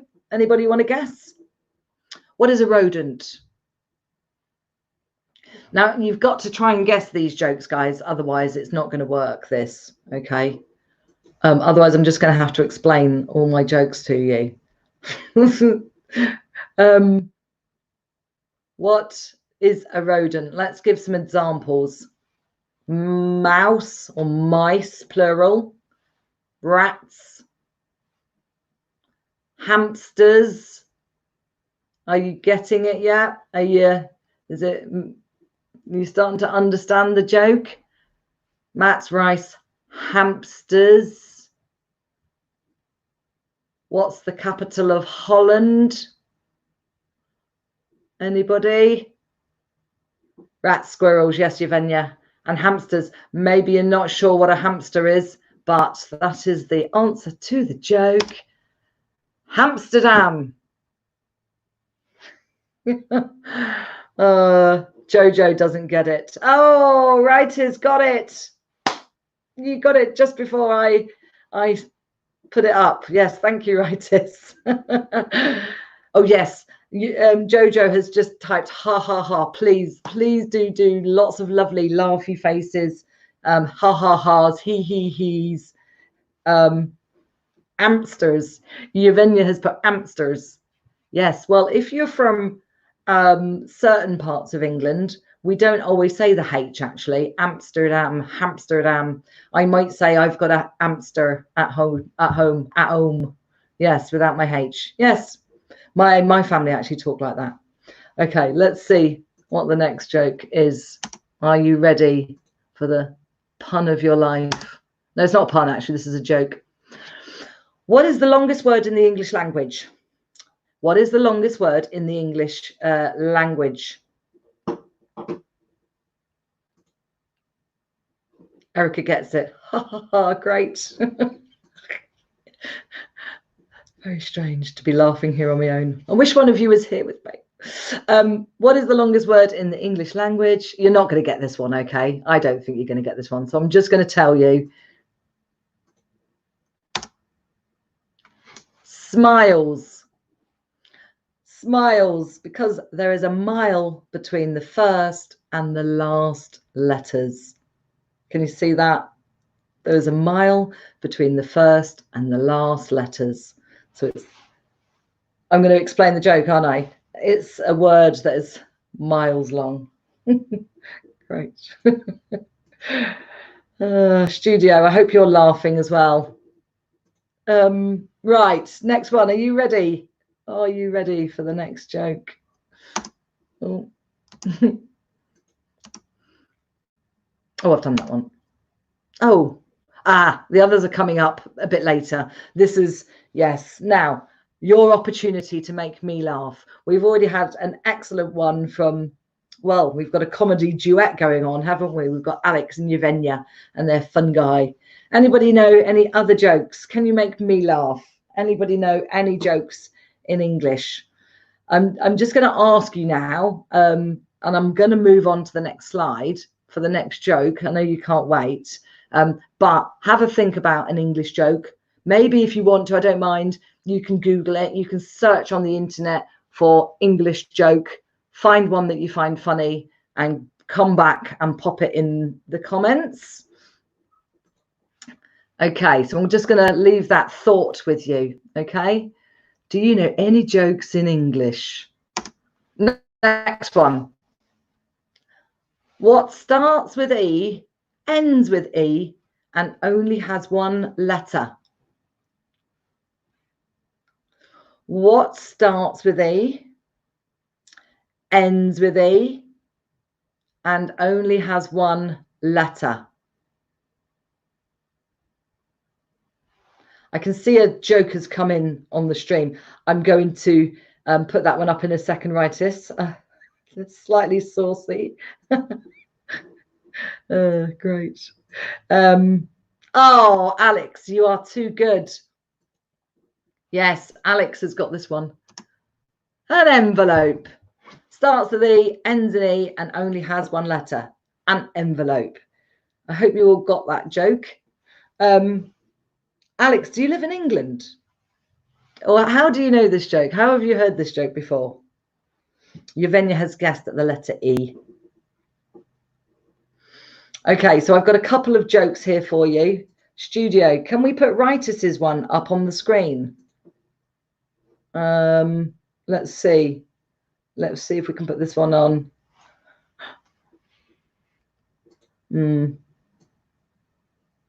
Hang on a second. Studio, can you do this? This is a bit saucy. Let's see if we can put it up. Hello, anybody? No. Okay. Rightis's joke. I'm going to have to read it to you. If I blush, please, you know. It's slightly saucy, as Shun has said. What comes between... Oh, actually, no, I can't do it. I'm too British. Us British people are very... we're very reserved about saucy jokes. If you want to see Rightis's joke, you can go over to the italki website and look at the thread there. You might be on the YouTube thread, you see, and there's a YouTube thread, and then there's the italki page, which is italki.com/I-stay-at-home, and on there you'll find Rightis's excellent, hilarious but saucy joke, and I'm too British to to say it. Okay, let's go with Alex's joke. What did the first hat say to the second hat? I don't know this one actually, Alex, so you're gonna have to help us out. What did the first hat say to the second hat? Anybody? Anybody know the answer to Alex's joke? Anybody on YouTube perhaps, or anybody on italki website? What did the first hat say to the second hat? Yvenya's put a writer's joke over onto the other thread. Do you like that one, Yvenya? It's good, isn't it? Yeah. Okay, Alex, I don't know. Can you tell us the answer, please? Otherwise, we're going to have to go to another joke. Liliana has said, police, do you know why we stopped you? No, I'm as baffled as you are. That's because I can't see the whole thing. Oh, actually, I do get that one. I nearly had to ask for an explanation there, Liliana. That's me killing the joke again. Do you know why we stopped you? Said the police. And the person driving said, no, I'm as baffled as you are. I.e., I think. I haven't, doesn't even know what they've done wrong. Okay, so the answer to Alex's joke is, you stay here, don't move. You stay here, don't move, and I'll go on ahead. That is very good. Can we have some he's and some ha-ha-ha's, please, in the thread to Alex's joke? The joke was, what did the first hat say to the second hat? The answer is, you stay here, don't move, and I'll go ahead. Very good. The play on words here because of the word head. And there was another one, Yvenya's. What's black, white, and red all over? Oh, yes, I've known this one since I was about 6, and I've always loved this one. Does anybody know what is black, white, and red all over? What's black, white, and red all over? Anybody? Anybody know the answer to this one?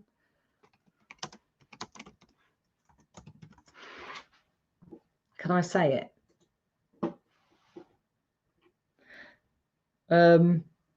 Manchester United. Alex has said Manchester United. I think it's a newspaper. Well, it is a newspaper. It's a great joke. A newspaper. So to Alex, to the answer to Yvenya's joke, what's black and white and red all over? Of course, the color of the newspaper is black and white, but we read it all over the place. And the past tense of read is red. So it sounds like the color red, but it's actually red to read in the past tense. Did I kill that joke? Did I totally kill that joke? Shun said, with regards to the hats joke, they didn't say anything because hats can't talk. Yes. Right. Okay, let's go. Next joke. If you drop a white hat into the Red Sea, what does it become? If you drop a white hat into the Red Sea, what does it become?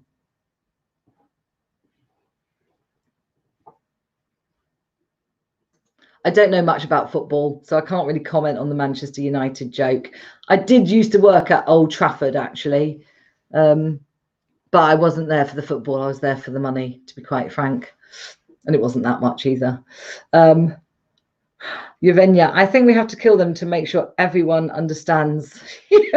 Oh, thanks. I won't be changing any habits there then. Anybody know the answer to this joke? If you drop a white hat into the Red Sea, what does it become? Liliana, wet. Liliana, have you got access to my lesson? Or have you just been reading the same stupid joke page as I have? Or maybe you're copying it and putting it into a Google search. Or maybe you just know the jokes already. Yvenya, a wet hat. Yes, very good. Okay. It's this sort of like a 5-year-old's joke, isn't it, really? My son would have loved that one. Hopefully my granddaughter will like that joke. My granddaughter's very cute. She's very little, but she's not quite old enough to understand jokes yet. But when she is old enough to understand jokes, I'm sure she'll find her nanny very funny, of course. Okay, next one, riddles. Let's go on to riddles. Here's the pronunciation for you. Riddle. Riddle. Again, it's a noun. Now, a riddle, Liliana actually has given a Great definition of this in just one word. Liliana said a riddle is an enigma. An enigma. Great. Or in 25 words, a question or statement intentionally phrased so as to require ingenuity in ascertaining its answer or meaning. Lots of long words there. That's the Oxford Dictionary for you. So yeah, an enigma. I think Liliana's definition is better actually because it's just one word. Oops, I just expanded my page too much. Can't see what's going on. No, Claire. Liliana said no, Claire. You didn't look it up. You just guessed the answer. Well done. Okay, next, let's see what I've got for you here. An example of a riddle. What letter of the alphabet is an insect? What letter of the alphabet is an insect? I think this is a joke, not a riddle. I think I've got my slides mixed up. This is a joke, not a riddle. I'm really sorry. Let's just quickly whiz through the rest of these jokes. What letter of the alphabet is an insect? Anybody got this one? B, Liliana says. B, B as in bee. Bzz. Yes. A B, a B. Very good. Hi, I'm a language learning app. Next one.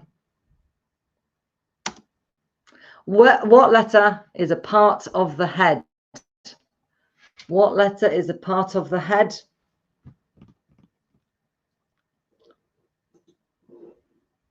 Alex got B as well.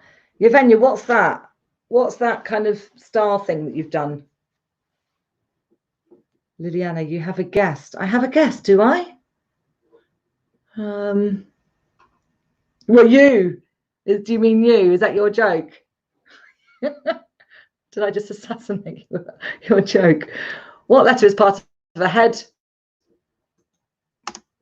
It's an I, of course, or two eyes. Two eyes. The letter I, or eyes in your head to see the jokes with. Alex got that one. Well done. Sean said N and B. Okay, next one. What letter is a drink? What letter is a drink? This one's a bit more difficult, I think. What letter is a drink? Alex got I. What letter is a drink?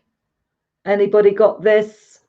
This is a very British drink. We drink gallons of it, as we say.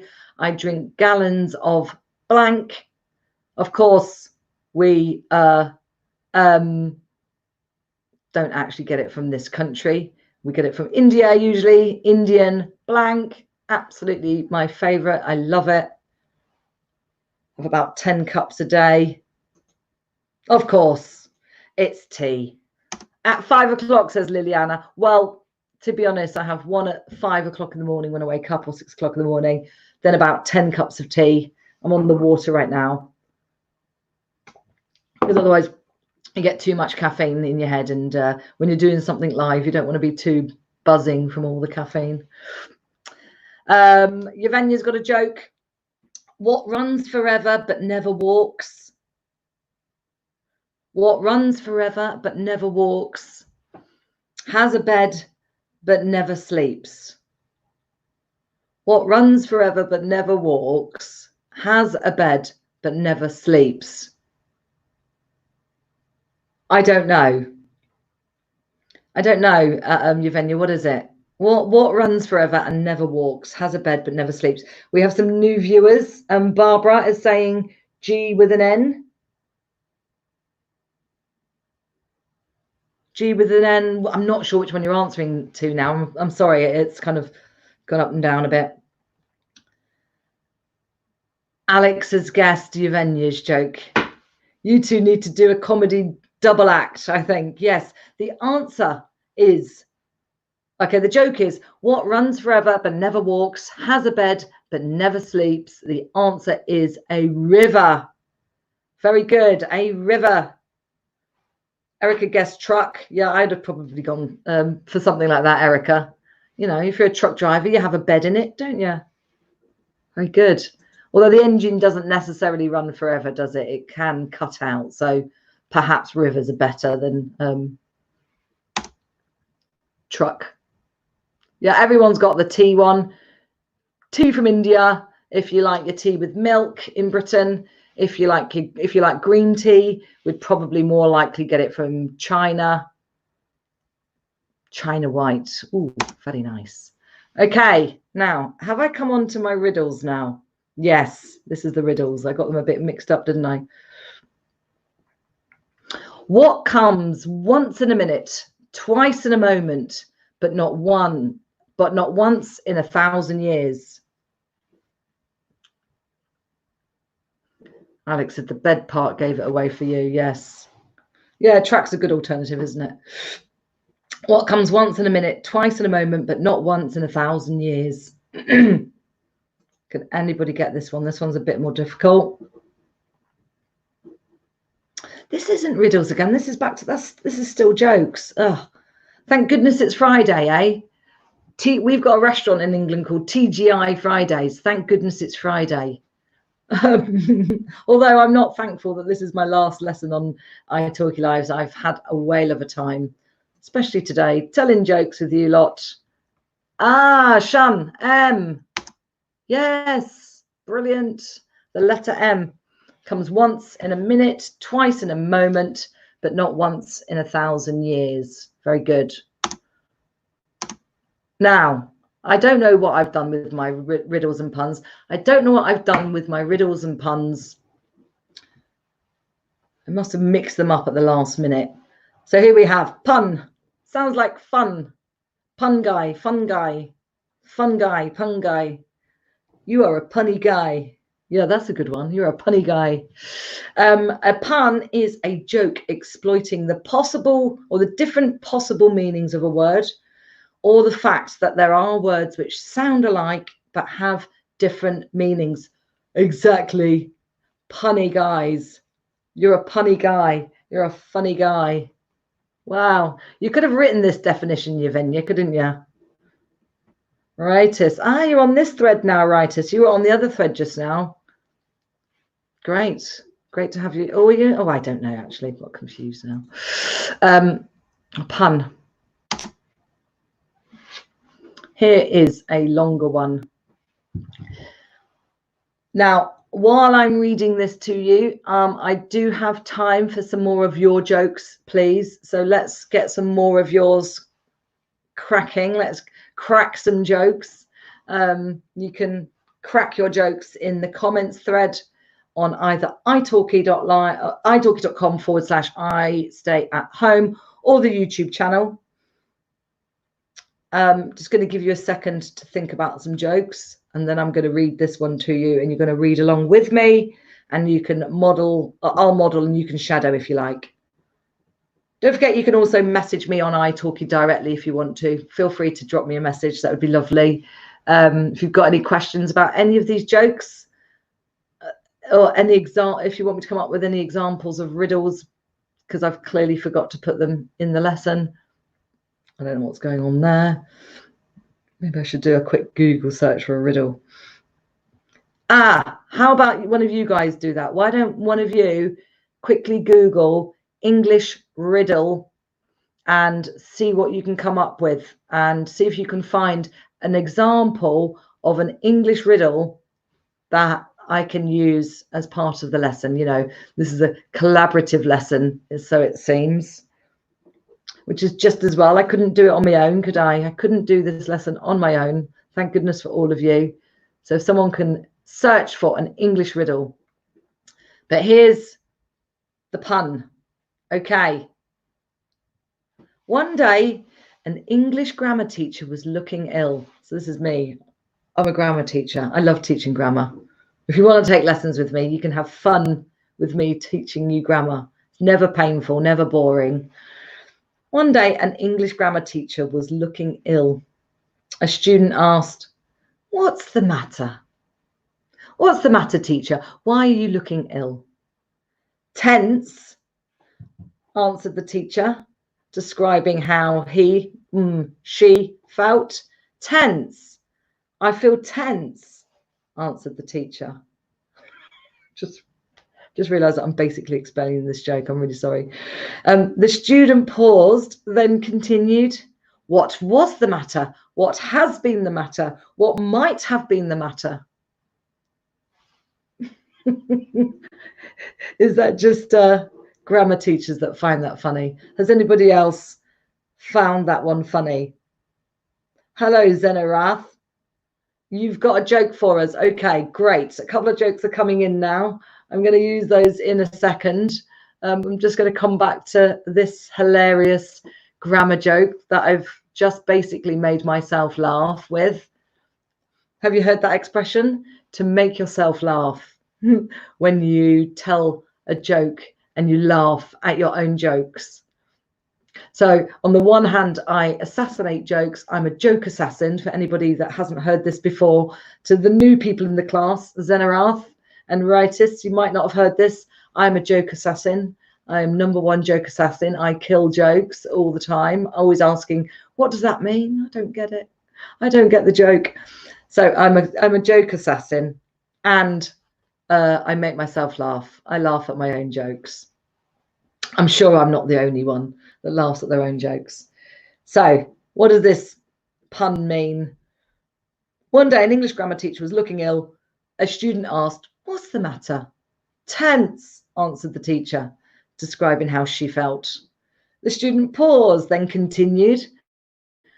What was the matter? What has been the matter? And what might have been the matter? And the gold star goes to Yevgenia. No, Alex. Yay. Past tense, present tense. Absolutely. These are all different tenses, aren't they? Can you be more specific, Alex? Can you be more specific? What type of tense these are? What was the matter? What has been? What is has been? What tense is that? Anybody know what the tense, what tense has been is? Anybody a grammar geek like me? Anybody else a grammar geek? What has been the matter? What tense is that? Anybody? I'm just looking over on the other thread. No. Okay, that's the has been is the present perfect. Oh, I'd love to explain to you present perfect. It's a past tense that's closely related to the present tense. Something that started in the past and has continued up until now. What has been the matter? Why are you tense now? And how long have you been tense for? Kind of thing. Past perfect, has been. No. Past perfect would have been had been. Close though. Present perfect. And yeah, present perfect is one of the hardest tenses actually to differentiate between simple past and present perfect simple. If you want lessons on grammar with me, you can sign up with me on italki. I've got a special deal for my italki live viewers, 50% off at the moment. Come and see me on my profile. Just click the link here somewhere. Not sure how it works. Right, okay, so there's that joke. We've kind of done that one now. Killed that joke. Let's go to somebody else's joke. What have we got?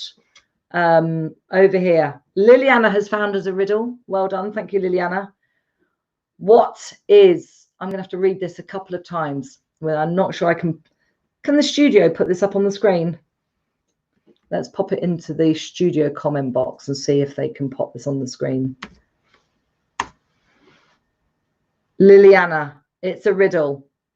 What is greater than God, more evil than the devil. The poor have it. The rich need it. The rich need it. And if you eat it, you'll die. There you go. Thanks, studio. What is, can we, I'm not sure how long we can keep this up for. Let me read it again to you. What is greater than God, more evil than the devil? The poor have it. The rich need it. And if you eat it, you'll die. You'll die. Anybody know the answer to this one?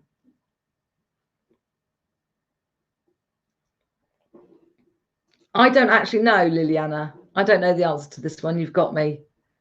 What is it? What's the answer, Liliana? Anybody else? Yevgenia, Alex, Zenarath? Let's wait for Liliana to answer. Come on, Liliana. You've got me waiting here with bated breath, as we say. Bated breath. It means I'm literally waiting for you to answer. What is the answer to this joke, Liliana? I'm waiting with bated breath. Nothing. Excellent.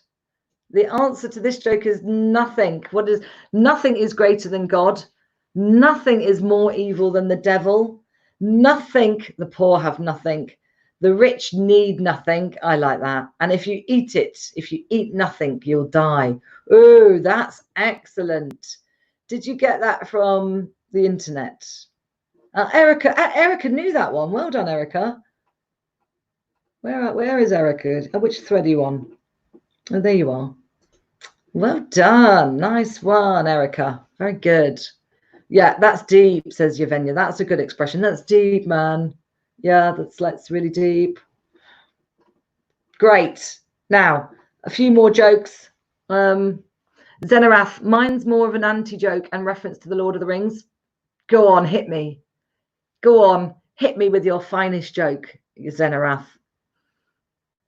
I haven't seen you post it yet, so maybe you thought you thought about it and decided not to do it.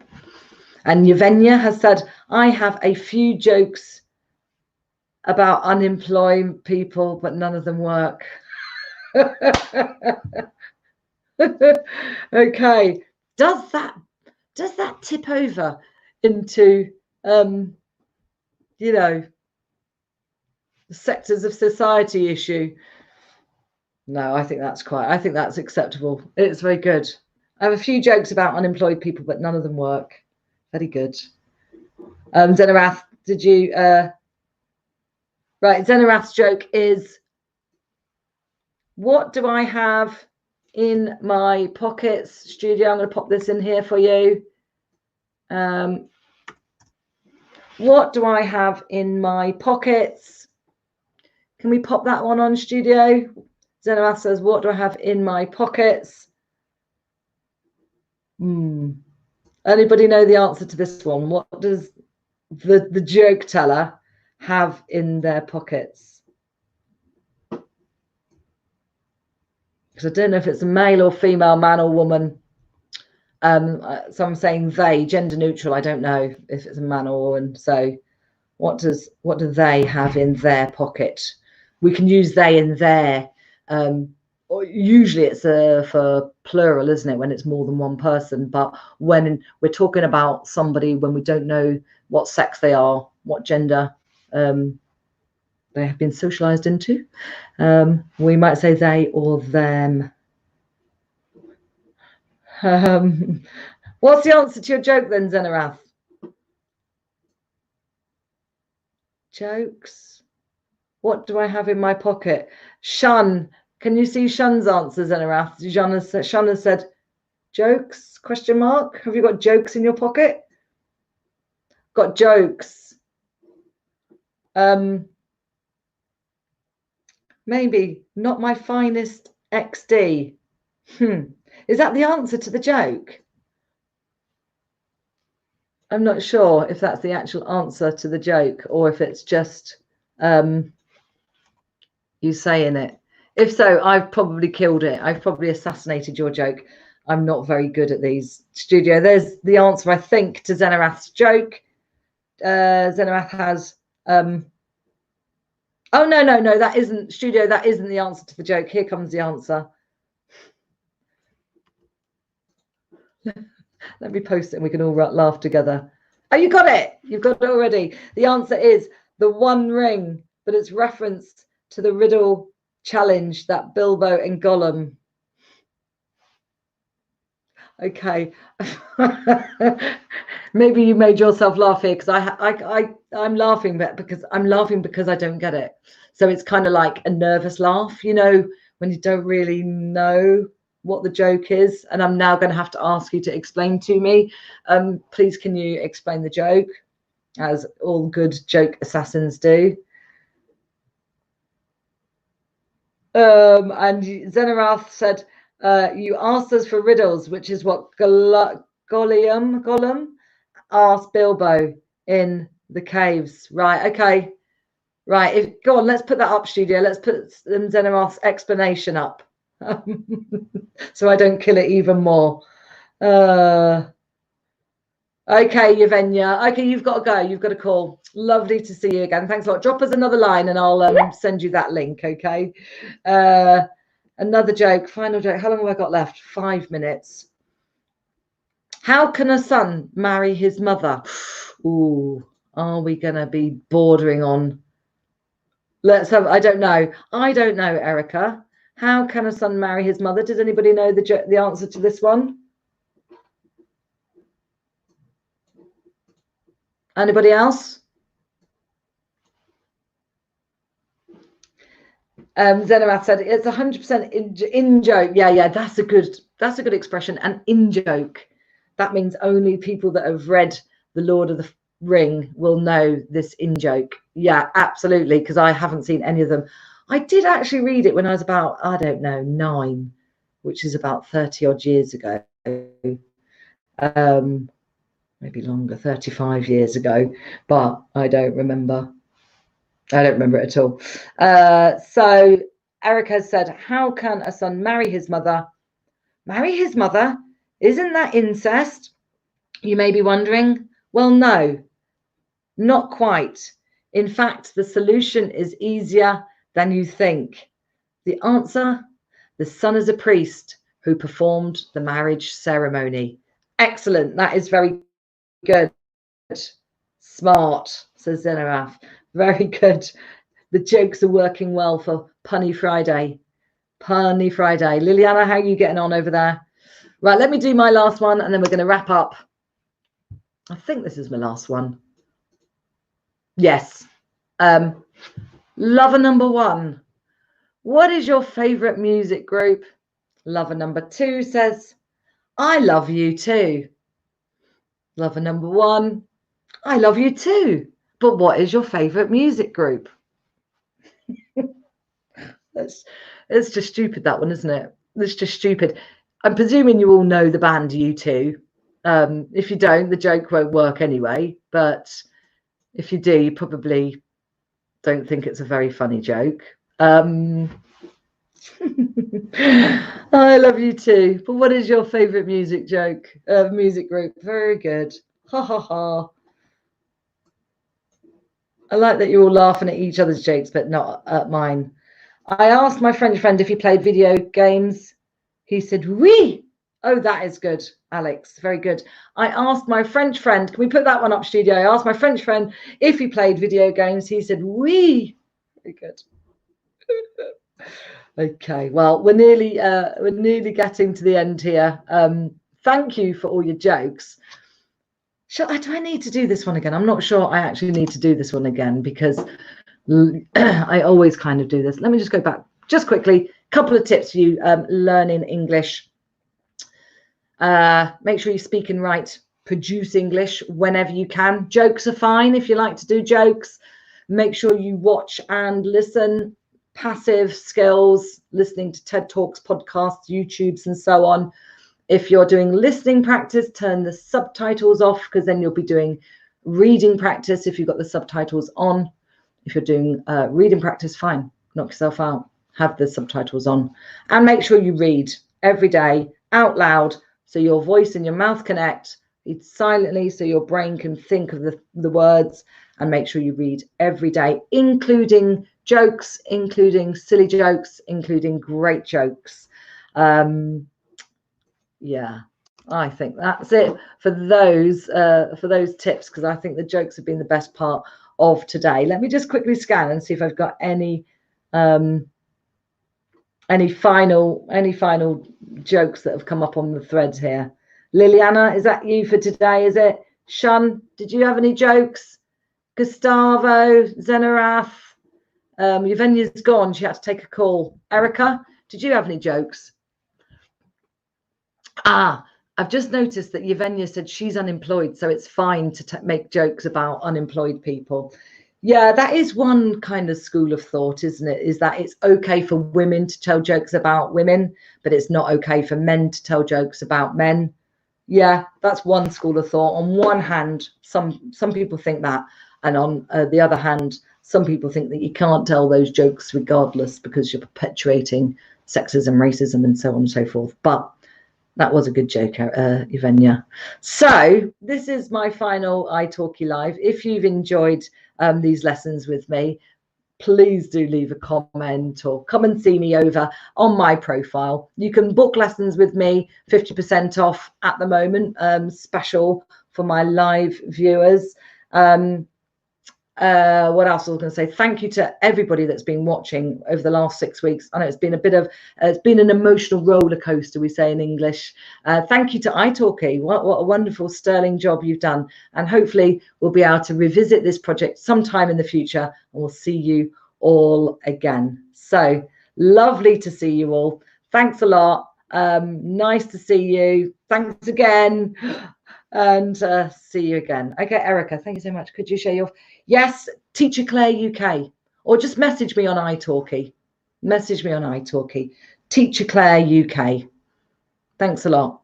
Thanks for watching. Bye-bye.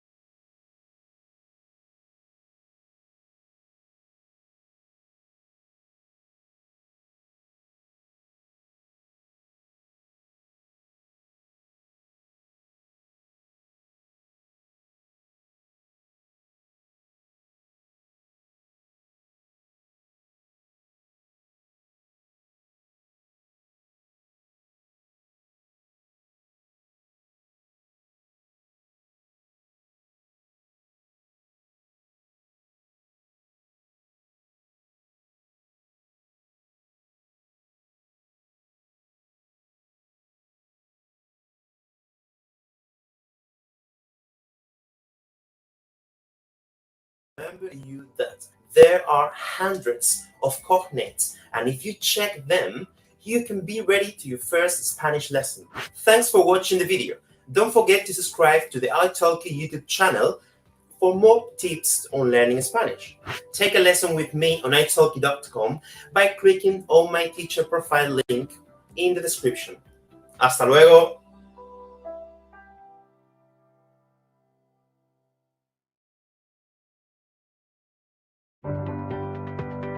Hi everyone, it's Caroline here, and I teach English on italki. Today I am going to be talking about business idioms, or idioms you might hear in your office or in your workplace. A student asked me a really good question the other day. He asked me whether, because I'm a native English speaker, do I know every single idiom? And the answer is no. Idioms are phrases or expressions that come from a particular place or a particular age group. So idioms are different in the UK to idioms in the United States. I have chosen 5 business idioms to talk to you about today, and you may hear them in an office in the UK or in the States. So hopefully they will be super useful for you. Idiom number 1 is the big picture. Imagine you go into a meeting and your boss says to you, you've lost sight of the big picture. What does that mean? That means that you are thinking too much about the small details of the project, and you are so interested in those little details that you don't remember what it is you're trying to achieve. So always keep sight of the big picture. The second idiom is to go the extra mile. Now imagine you're in an interview and the interviewer says to you that they are looking for someone who always goes the extra mile. What does that mean? Does it mean they want you to run around the office every day? No, it means they want you to do more than just what is in the job description.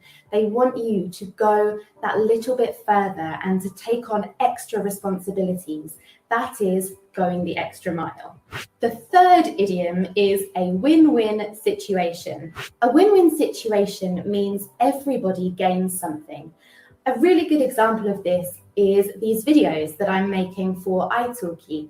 italki gains some content for their website, some lessons for their learners, and I have a platform where students can see me and book lessons with me. It's a win-win. italki wins and Caroline wins. The fourth idiom is word of mouth. So an example of this is, think about how you found out about italki. Did you find italki by searching on Google, or did you find italki because one of your friends recommended it to you? Recommendations from friends are word of mouth. It can be positive or it can be negative. If your company gets bad word of mouth, it is going to be a very difficult time for your company because people really listen to the opinions of their friends. So make sure whatever you do, you have good word of mouth about it.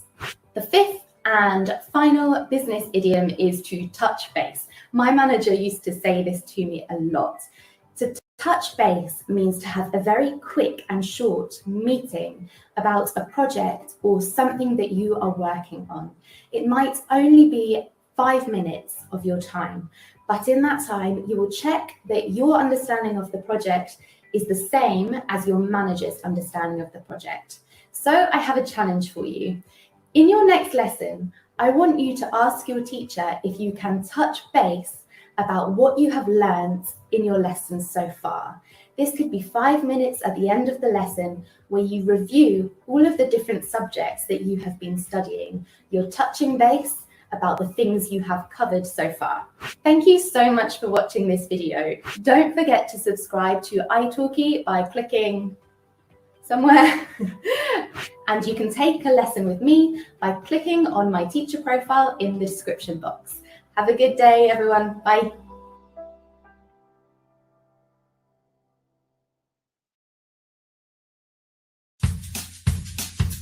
Welcome back to the Stop Being Boring When Speaking English video series. When speaking to native English speakers, it's useful to use a variety of vocabulary to make your conversation sound more interesting and flow. Why not spice up your language a little bit and impress others with your speaking abilities? In this next video, we will take a look at some American and British slang.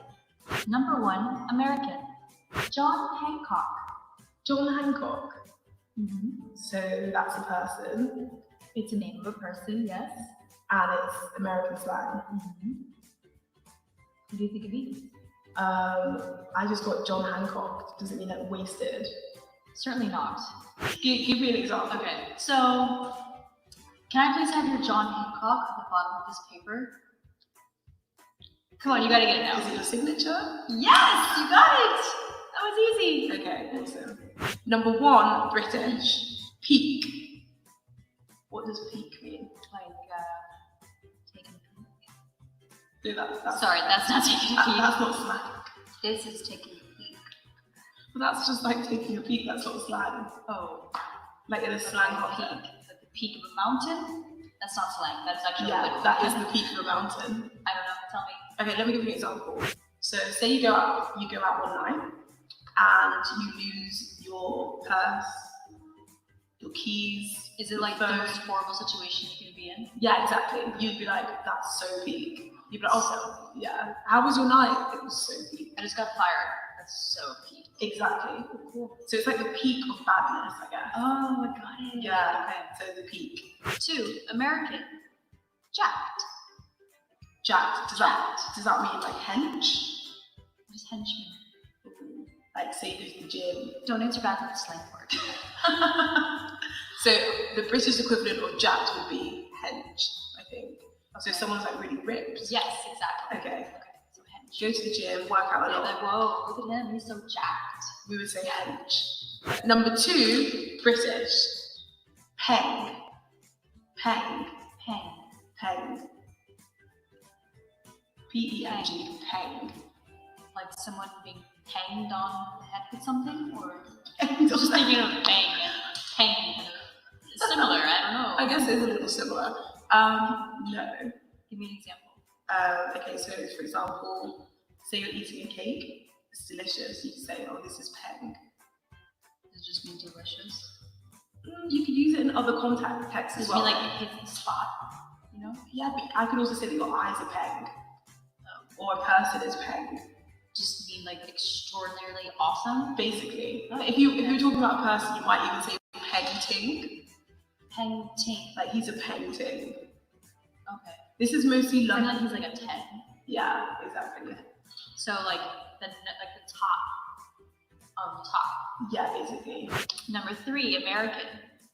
I blew it. I blew it. I blew it! What a nightmare. I blew it. Yeah. So that means that you've completely ruined the situation. Yeah. Yeah. Say like, I didn't make it into school. So my parents will not be proud of me. I blew it. Yeah, but you rocked up late to work. Nobody ever knew that. Yeah. I'm never late. Number 3, British. Hi everyone and welcome to our live stream. And who do we have here? We have Irene, and welcome back, and Erica and David in the chat. So welcome guys to our live stream in the series. So it's kind of a sad stream today. Hi Eric. So it kind of feels like a lost day of school because we just wrapping up with I stay at home. All right, the sound is not right. No problem, guys. I will check the audio. Please just give me a second.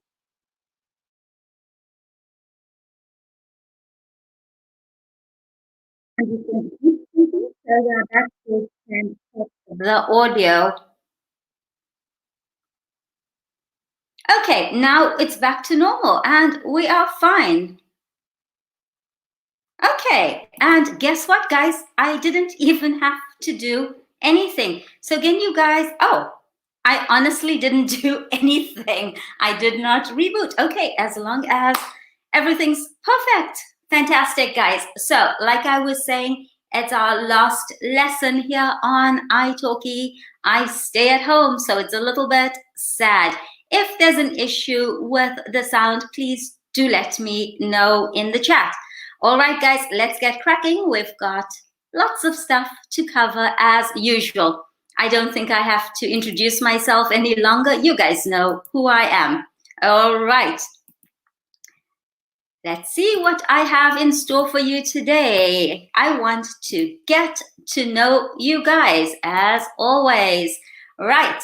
If you could live anywhere in the world for 1 year, where would it be? If you could live anywhere in the world for a year, where would it be? And guys, this is which conditional? Any ideas? If you could live anywhere in the world for a year, where would it be? And this is, yes, it's a hypothetical, so it's our second conditional. Well done. So if you can now type your answer in the chat. Good job. And the next one, what's your favorite vacation spot, guys? What's your favorite place to go on holiday? And are you planning to go there anytime soon? By the way, whichever country you're in, please let me know. And have the airlines started flying again? Have they started taking bookings? I think here in Turkey, in Antalya, well, actually the whole of Turkey, I think flights will resume. It's now May, right? So flights will resume in June. What about your country? All right. I'm going to do 2 of the slides and then come back to you.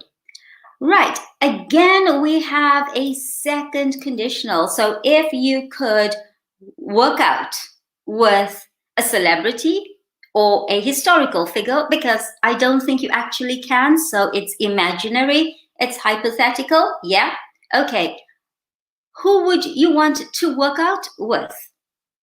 So work out, hit the gym, go running, jogging, things like that, things I don't do. All right, so which celebrity or historical figure would you want to work out with? And the next one, again, second conditional.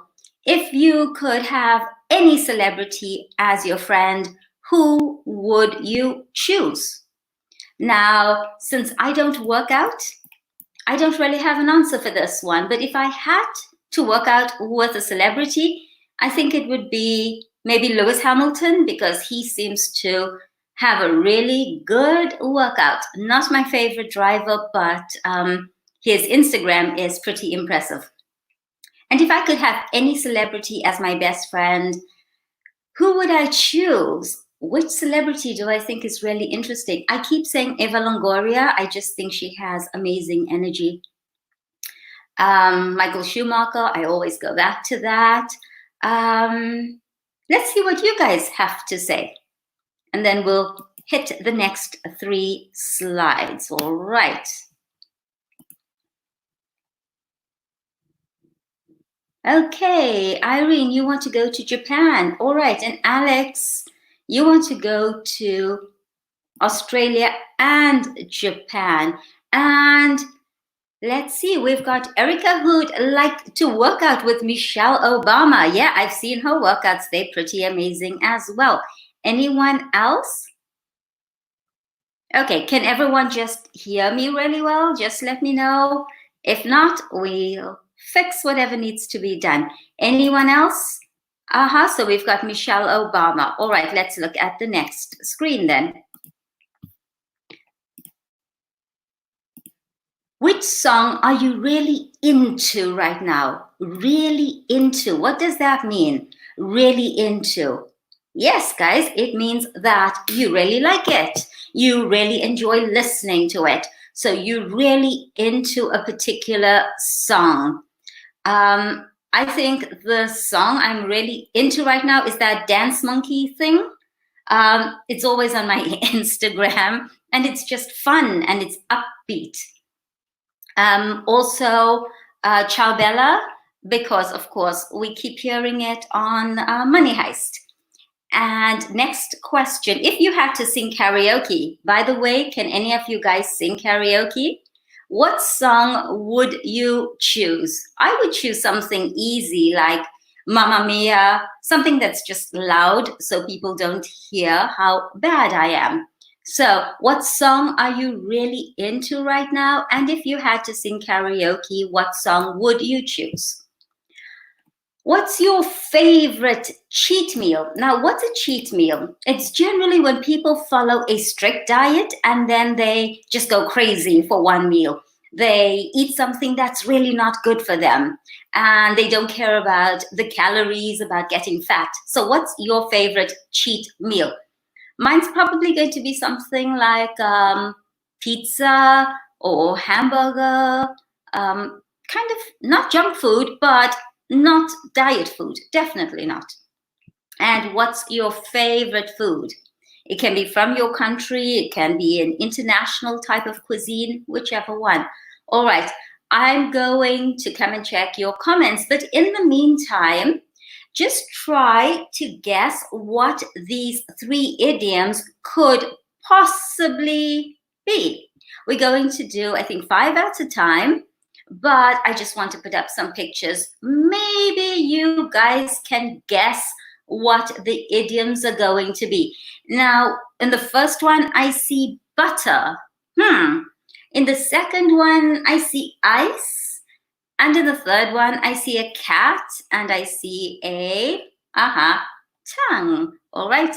Let's see what you guys have been saying in the meantime. All right. Michelle Obama and Irene, you are really into a lot of songs from Grandson right now. Okay, I'm not sure about the singer or the group, but I'll check it out.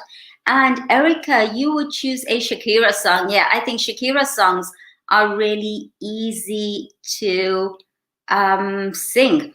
All right, guys, were you able to guess what any of those idioms were? And even if, there's a slight delay, please feel free to type in your answers in the chat. I'll always come back and look at them. So any idea what those 3 idioms are? The first one, we've got some butter. Then we've got the ice. And then we've got a cat and a tongue. So if you guys are ready to surrender and to give up, then I'll tell you the answers, but it really does make it more fun if you guys try to guess, even if you're not right. All right, let's have a look. So the first idiom we're going to look at in the set of 5 is bite the bullet. To accept something which is difficult or unpleasant. Now, before I tell you where the origin of the idiom is, or where this or where the idiom came from, the origin of the idiom, sorry, I would like you to think about the last time you had to bite the bullet. So the last time you had to accept something which was difficult or unpleasant. So if you can type that into the chat while I tell you about the origin of the idiom. That's what we're going to do today. We're going to look at where did these idioms come from? Because very often when I teach idioms to students in my one-to-one lessons on italki, students ask me, like, where did that come from? And we don't always know the answer. Remember, as native speakers, we just learned idioms growing up. So I've done some research for you guys. So in the olden days, back in the day, many, many decades ago, probably a century ago, when doctors were short of anesthetics, or they didn't have time to give a patient anesthetic, they would ask the patient to bite down on a bullet to distract themselves from the pain. I think sometimes when you're in pain, people will tell you bite on your hand or bite on a piece of wood. Well, during the war or during battles, it makes sense. Doctors would tell patients just bite down on the bullet. So that's where we get the idiom bite the bullet from. But I still want to know, when was the last time you had to bite the bullet? Next one, the ice. Good. Break the ice. I don't know if any of you guys got the answer. I will check the chat from time to time. Break the ice. To end a conflict or even to start a friendship. So to break the ice, maybe you see someone new comes into your office, right? And they look a bit out of place, uncomfortable, not feeling very secure, you know, the first day at work. And you go over to them and you chat, you break the ice, you start a conversation, you start a friendship. But it's also used to end a conflict. All right, it's used both ways. And where does it come from? So here is a very detailed explanation. Back when road transport was not developed, ships were the only means of transportation, right? And at times, the ships would get stuck during the winter when they were traveling from one country to another, or one landmass to another. And so the country that was receiving the goods would send small ships, little ships, to break the ice, to clear the way for the big trade ships. So this gesture showed an affiliation, understanding, good relations between the two countries. All right. The next one with the butter. Okay, maybe you guys haven't heard of this one, but I heard it a lot growing up. Butter someone up. To impress someone with flattery, when you're trying to get them to do something that you really want them to do, you butter them up. Most children butter their parents up. And where did this come from? Another really interesting history behind this. The idea of butter someone up was a customary religious act in ancient China, so not nowadays, way back when. Most of these idioms come from the past. And the devout, I'm sure you guys know what devout is. Yeah, those who were really religious would throw butter balls at the statues of their gods. And the idea behind this was that they wanted forgiveness, or they wanted to be in good favor. So that's where butter someone up comes from. Next one, mad as a hatter, to be completely crazy. Okay, and let's look at, do you know someone who is as mad as a hatter? And where does it come from? In 17th century France, poisoning occurred among hat makers because they used mercury. They were always working with mercury. And they became shy, irritable, had tremors, and it became the Mad Hatter disease because of the mercury poisoning. So mad as a hatter means the hat makers. And the next one is cat got your tongue. You ask a person who is at a loss for words. So if I ask you a question and you don't answer, I will say, cat got your tongue. Where does it come from? Well, the English Navy used to use a word called the cat o' nine tails. I think this was the first time I really became aware of this was in Angels and Demons. Where what was the guy in Angels and Demons? The guy who was being flogged all the time. Well, it was with this whip, all right. And it was used for flogging, for whipping. And the pain was so severe that it caused the victim to just stay quiet for a long time. Maybe the person passed out. And another possible origin for cat got my tongue is from ancient Egypt, where liars or blasphemous, their tongues were cut out, and guess what? Fed to the cats. All right, I'm going to have a look at your comments, but I also need you guys to try and do this little quiz so you guys know how it works in the chat, number and the letter. So bite the mad as a, break the, so just write number 3, break the, and the letter A, B, C, D, or E. Number 4, cat got your hatter, butter, tongue, bullet, ice. Just put in the letter. Number 5, butter, oops, butter someone up. Okay, number 5 is B. That makes it easier for you guys. I'm just going to leave this up for 10 seconds more, and then I want to see your comments. Okay, have you guys finished? Let me come and check what you guys have been saying. Okay, right. Right, let's see. Erica, okay. Irene, breaking the ice and cats got your tongue. Fantastic, Irene. And Alex mainly listens to old classics from the 80s. All right. And Ratus, where are you from? I think you knew in my classes. I haven't seen you before. Love to know more about you. And it's the Eurovision song 1982, Nicole.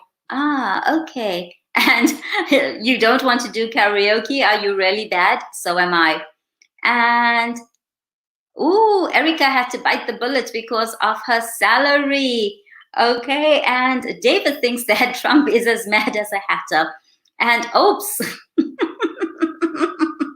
Alex says his wife is as mad as a hatter and forces him to bite the bullet all the time. I hope she's not watching this, Alex, because then you are in lots of trouble and I'm going to get blamed for that.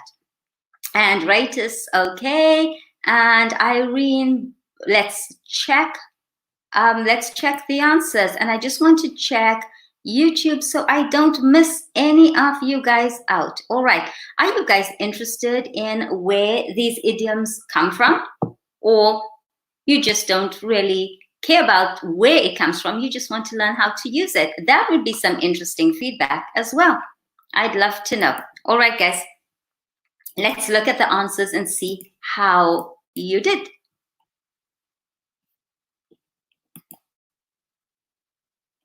So, is this correct? 1D, 2A, 3E, 4C, 5B. Are those correct? I did this kind of late last night, so I could have made a mistake. If you've gotten it all correct, please type that in the chat and bravo, well done. Right, let's look at the next ones. Can you guess from the pictures what our next idioms are? We've got 5 coming up. There are 5 in a set. So we've got something about hatchet. I see a baby. And I see something that may be a bathtub. This guy, I think he is blind. And I've got a dog. And what sound does a dog make? What does a dog do? A dog, does it meow? No, that's a cat. A dog, barks.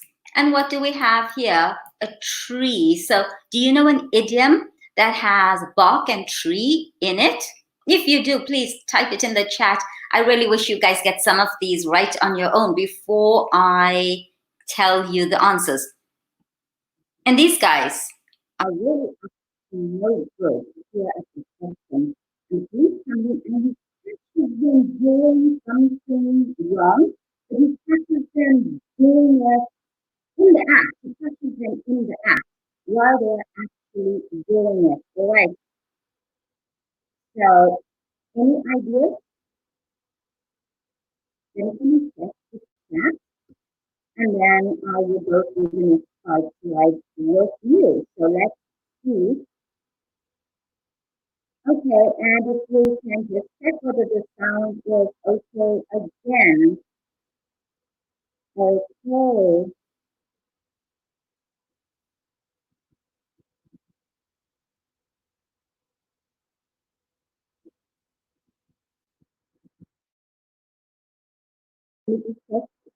Okay, and someone says that the sound has gone off again. If you guys can just let me know when it's back on track. And if it's not, okay, this is weird. All right, and now I believe you guys can hear me again. Now, is everything okay again? I'm just going to go back to your comments in the meantime. All right.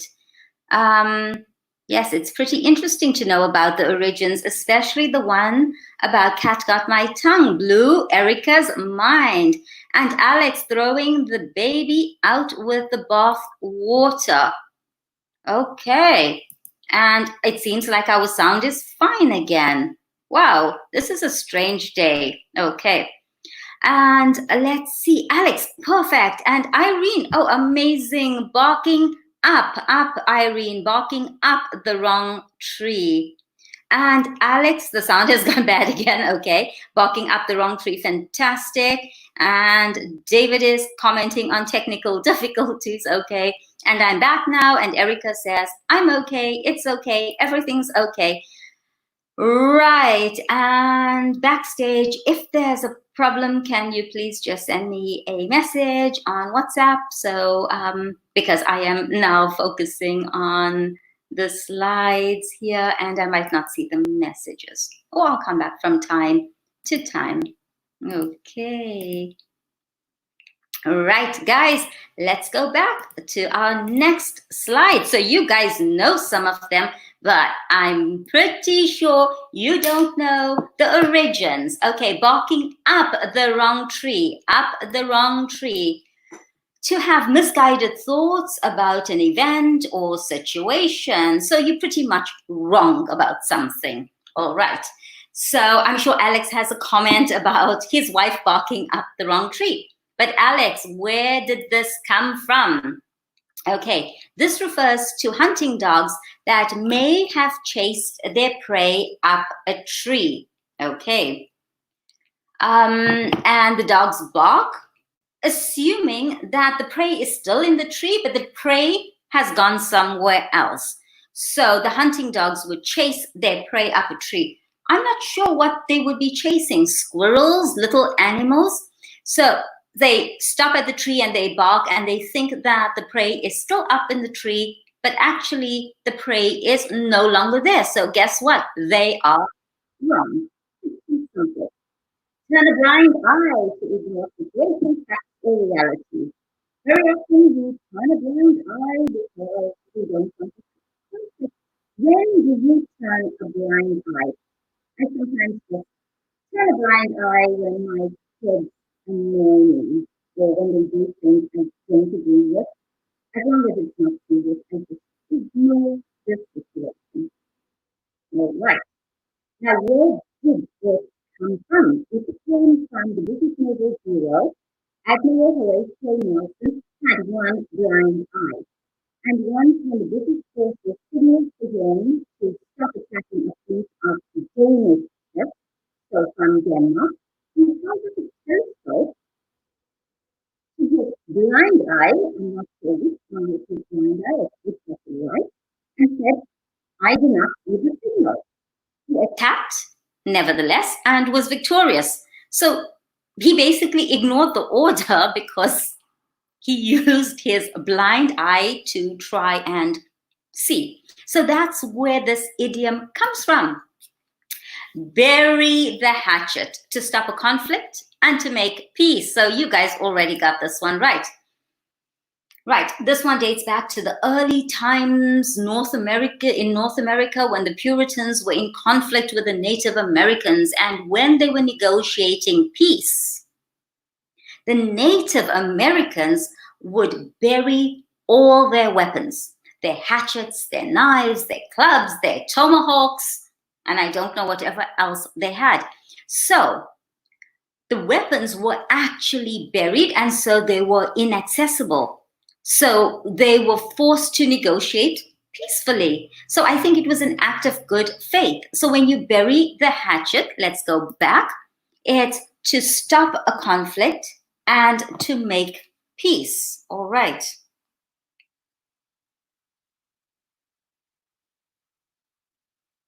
Okay, let me just check if there's a problem again. And if it is, we're going to try and reboot everything. All right. Is everything okay, guys? Yes, of course I can share. Absolutely, Erica. I would be happy to share the PowerPoints with you guys. Just send me a message on my profile on italki, and I will send you the material. Absolutely no problem. My absolute pleasure, guys. Just send me a message on italki. All right. So all good now. Can I go back to my slides again? All right. And then, of course, you guys know there's a quiz, so pay attention. All right. Let's go to the next one. So bury the hatchet to stop the conflict and make peace. So it was a Native American tradition. Really interesting, right? So they actually buried their weapons so that they were forced to negotiate peacefully. Caught red-handed, to be caught in the act of doing something wrong. All right. So if your wife, your husband, your partner, your significant other accuses you of something and you were not caught red-handed, you could say, you're barking up the wrong tree. Now, where does it come from? This originates from an old English law that said any person to be punished for butchering an animal that wasn't his own. So if a person killed an animal that was not his own, that person had to be punished. But the only way that the person could be convicted was if he was caught with the animal's blood still on his hands. So blood on the hands, what color is blood? Red. So caught red-handed, all right? Blood on his hands. That's simple. Don't throw the baby out with the bathwater. So don't get rid of valuable things along with unnecessary ones. I love the origin of this. I'm pretty sure you guys don't know it. All right, so in the early 1500s, so wow, 500 years ago, people only took a bath once a year. Once a year. Not only that, but they also all bathed in the same water, without changing it. Ugh, okay. And the adult males would bath first, then the females, and the children would go next, and then the babies would go last. Now, by the time the poor little babies got in, the water was filthy. I mean, you probably couldn't see anything, right? And the poor mothers had to take extra care that their babies were not thrown out with the bath water because you couldn't actually see these little babies. Right, now it's quiz time for you guys. Let's do this. All right. Barking up the wrong and start typing. Barking up the wrong, baby. Barking up the wrong. Barking up the wrong. Barking up the wrong eye. Barking up the wrong tree, maybe. Barking up the wrong red-handed makes no sense. All right. Now for number 2, you have 2 options. Don't throw the eye. No. Out with the ball person. No, come on. You can skip it. Number 2. So for number 2, 2 lessons, right? For number 3, 4 words. Okay, let's take a look at, I think we have a little audio issue. I'm just going to leave the screen up and check what I can do to put this out. All right.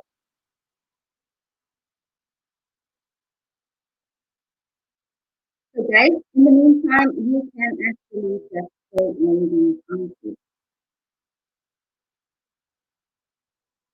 Okay, guys, we're going to take a 2-minute break while I just reboot this. Is this okay? And then maybe we won't have any technical issues because it's going to become really annoying. Okay, no problem. We're going to reboot. Okay, I rebooted before the lesson and apparently now you guys can hear me fine. Let's just reboot. Let's just take a 2-minute break and reboot everything, all right? Just stay tuned. Don't run away, all right?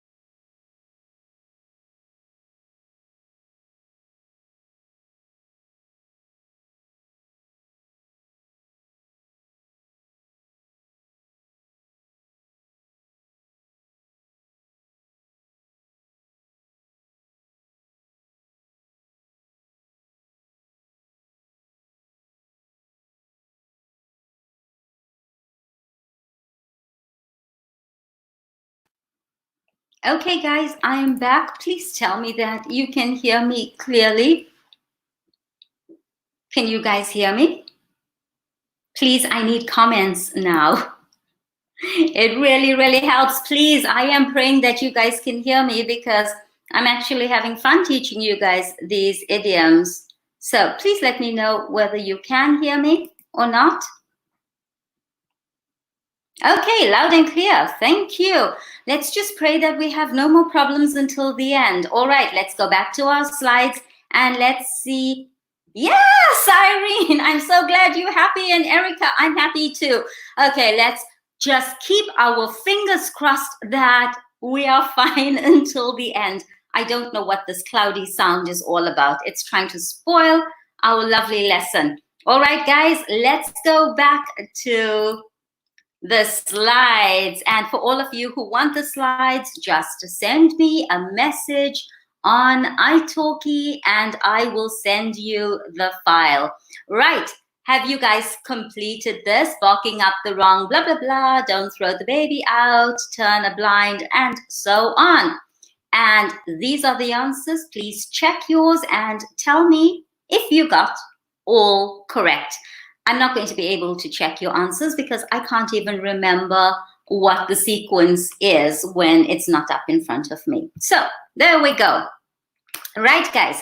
Now we're going to play some bingo. Are you ready? But we're also going to do 5 more idioms. Don't worry. We're going to play some bingo. And basically what I would like you to do, I think the easiest way, maybe if you can take a screenshot of the screen, because we're going to mark off which ones you can tick off. So you know the rules of bingo. You need to get 5 in a row. And this free one is great because if you're going down this way or up that way, you have a free one in the middle. So does anyone here have more than 2 dogs or cats? And if you do, then you can tick that off, okay? And maybe just type it in the chat. More than 2 cats or dogs? Nope, sorry, that's not me, but I'm just going to put a little cross to say we've done that one. Is not on Facebook? Not me. All right, let's see. I'm not going to make this too easy. Let's do this one. Does not wear glasses or contacts. Not me either. I wear glasses. You guys know that by now, all right? Was in the armed forces. Was in the army. Not me. I can never win this. Anyone in our live stream who was alive when President Kennedy was assassinated? Oh gosh, you would probably be a pensioner right now. What year was Kennedy assassinated? Anyone? Right. Loves to tell jokes. I saw a little bit of the last lesson, and you guys love to tell jokes. I saw some pretty good ones. All right. I'm not going to make this too easy for you guys. Let's see. Likes to do gardening. Yep, that's me. That one's me as well. But I'm nowhere close to winning this thing. Let's see. Enjoys cooking. That would be me. So has anyone managed to get 5 in a row yet? No? All right. Let me offer you another one. Can name all 7 dwarves. Snow White and the 7 dwarves. Not me. Not me. Likes to wear flip-flops. Sometimes in the summer, but right now I'm going to say yes, yes, yes, because I want to win. Enjoys water fights. No, not me. Has anyone managed to win this yet? No? Well, let me know in the chat. All right, let me just check this. Right, anyone? And it seems like I'm not seeing the comments. Can someone just type any random comment so that I can just see that you guys are able to comment, because I really can't see any comments at this point. I'm going to just restart YouTube. I can't see any comments, guys. So if someone can just type in a comment, that would really help. No, can't see the comments. If Backstage can please give me the YouTube link again, that would be amazing. My live comments are not coming through as well, guys. All right. You can't win. Alex still not winning. Irene still not winning. Okay, then you guys are forced to just stay with me. I enjoy cooking too. What do you enjoy cooking, Erica? Okay.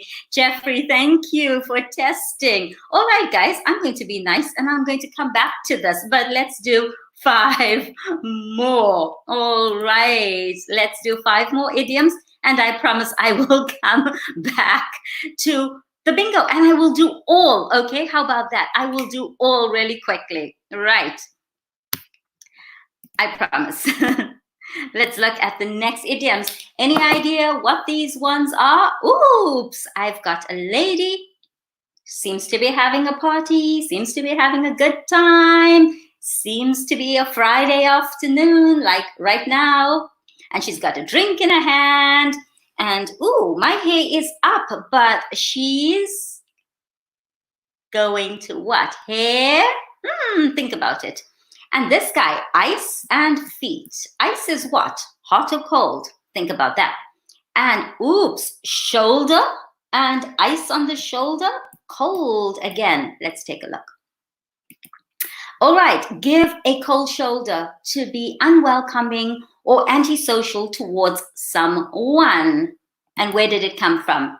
In medieval England, it was customary to give a guest a cold piece of meat from the shoulder of mutton. Mutton is sheep, pork or beef chop when the host felt it was time for the guest to leave. So if the host wanted the guest to leave, the host would give the guest a shoulder of meat, because the certain parts of the lamb and the mutton and even the sheep, the beef, the shoulders. So the host would give the guest a shoulder of meat And it was a polite way of saying, okay, enough now, go home. You may leave now. It was a very polite way of saying that. And in England, you guys know, people are really, really polite.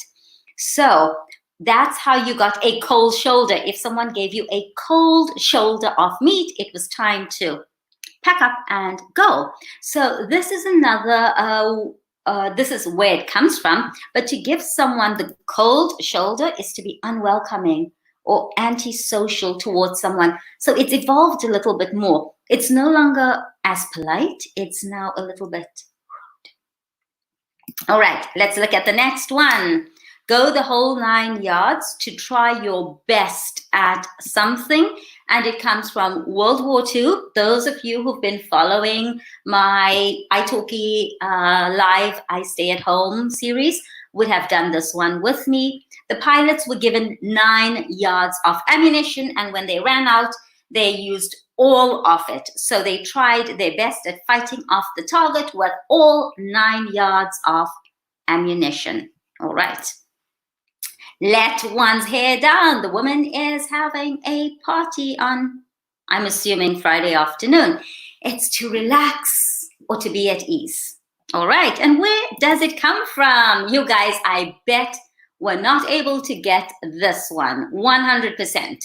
If you have, then wow, you should be teaching on italki in public.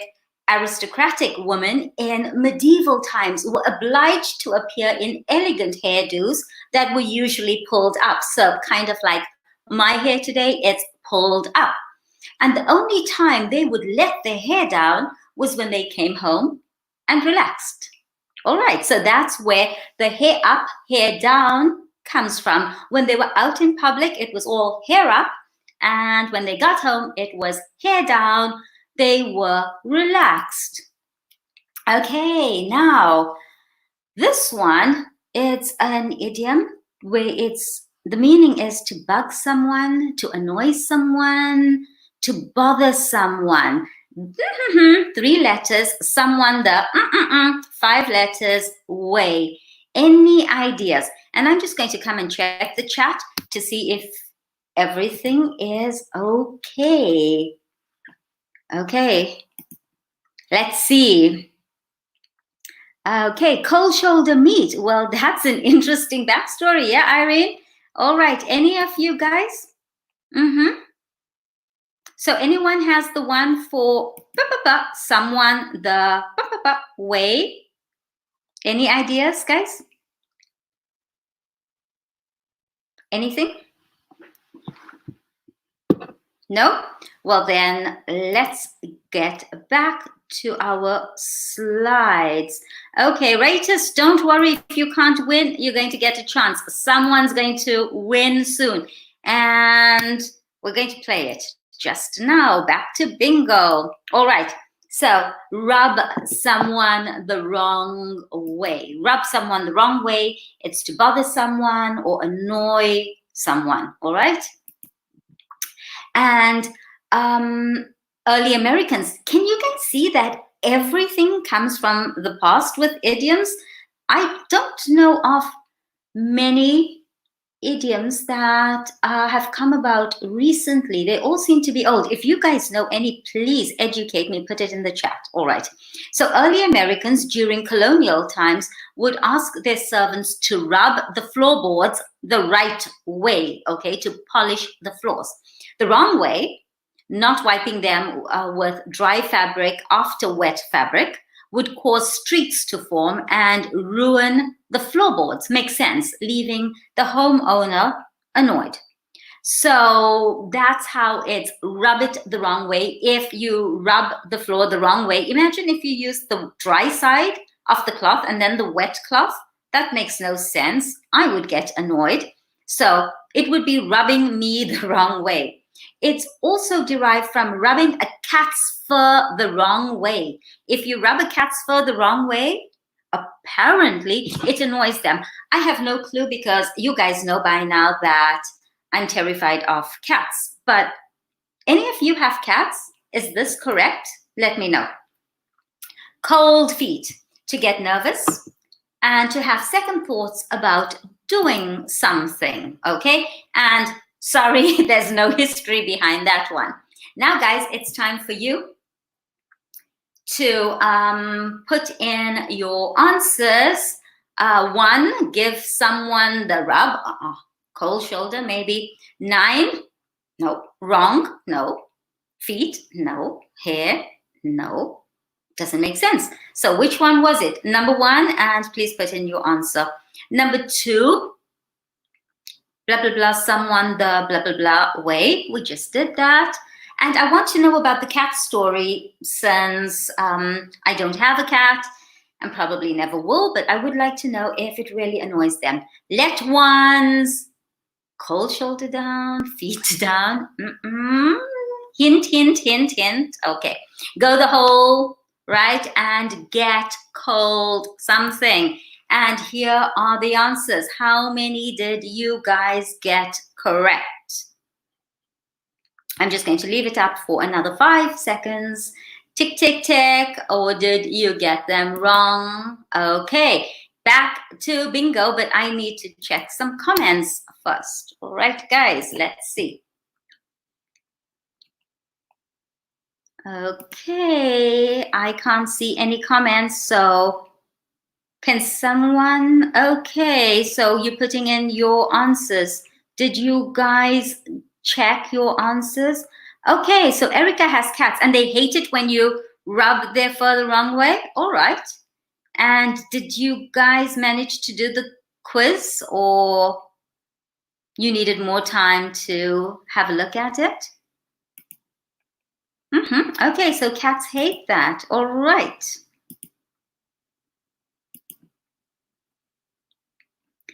Okay, how many did you guys get correct? Just let me know.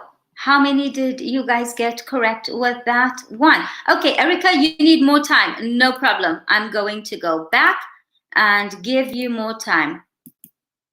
It's just that, okay, the streams are different on YouTube, and so I assume that you guys can see it. All right. I'm going to give you guys a minute to put your answers in. All right, go for it. And when we're done with this, and after we've checked our answers, we will do bingo. Okay.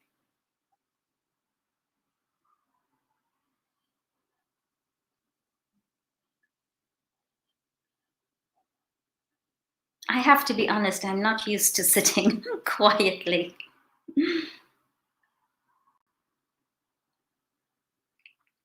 So give someone the A, B, C, D, E, O, F. Number 2, again, we have 2 answers, so put both in. So number 2, maybe A and B, or whatever it is. Number 3. Okay, number 4, go the whole. A, B, C, D, E, F. Number 5, get cold something. Okay.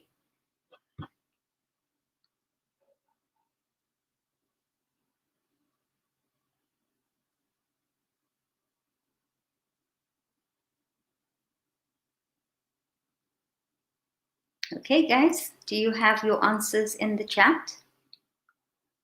And then we can check them. Is that okay? Well, I can't see your comments, so I'm going to assume that you guys have managed to do this. Yeah? Or let me just have a little check and just type in the chat that it's okay. All right, David has something there. And do you guys need a little more time? Okay, I see everyone hasn't finished typing, so no problem. We'll go back to the screen and just give you guys a little more time to do this. All right. So give someone the, I think it's B. So if you guys are doing this, type 1 and B. Give someone the cold shoulder. And number 2, don't worry about getting all right. We'll try to, but don't put yourself under crazy pressure. All right. Let ones, yep, F. So if you've got 3, F, great. Number 4, go the whole. Number 4, I think it's C. I'm pretty certain it's C. So the whole 9 yards, C, perfect. So if you've got 4C, fantastic. Number 5, get cold. Well, it can't be cold shoulder. So, it can't be wrong. It can't be 9. You know, sometimes if you guys are doing IELTS or PTE, and when it comes to fill in the blanks, also think about which word form logically fits into the sentence, all right? Because sometimes you need a verb, or you need a noun or an adjective, and something else wouldn't fit. So if a noun is required and the option is a verb, just ignore it, okay? So that's a little trick. And the answers are 1B, 2A, 2D, 3F, 4C, and 5E. And how many of those did you get correct? Right, bingo, the rules get 5 in a row. I'm just going to check your answers before we play bingo. All right, Erica has done some. Good job, Erica. All right, are you guys ready for bingo? Because we've got 10 more minutes, but we can get through this. All right, guys, so I want you to tell me when you have 5 in a row. Let's see, how shall I do this? Let's see. I'm just going to start from, I have to change my pen color. Let's see. Let's get some red going here. All right. I'm going to just close my eyes and do this randomly. Okay. Has more than 2 dogs or cats? Anyone? No, not me. I'm just going to put a little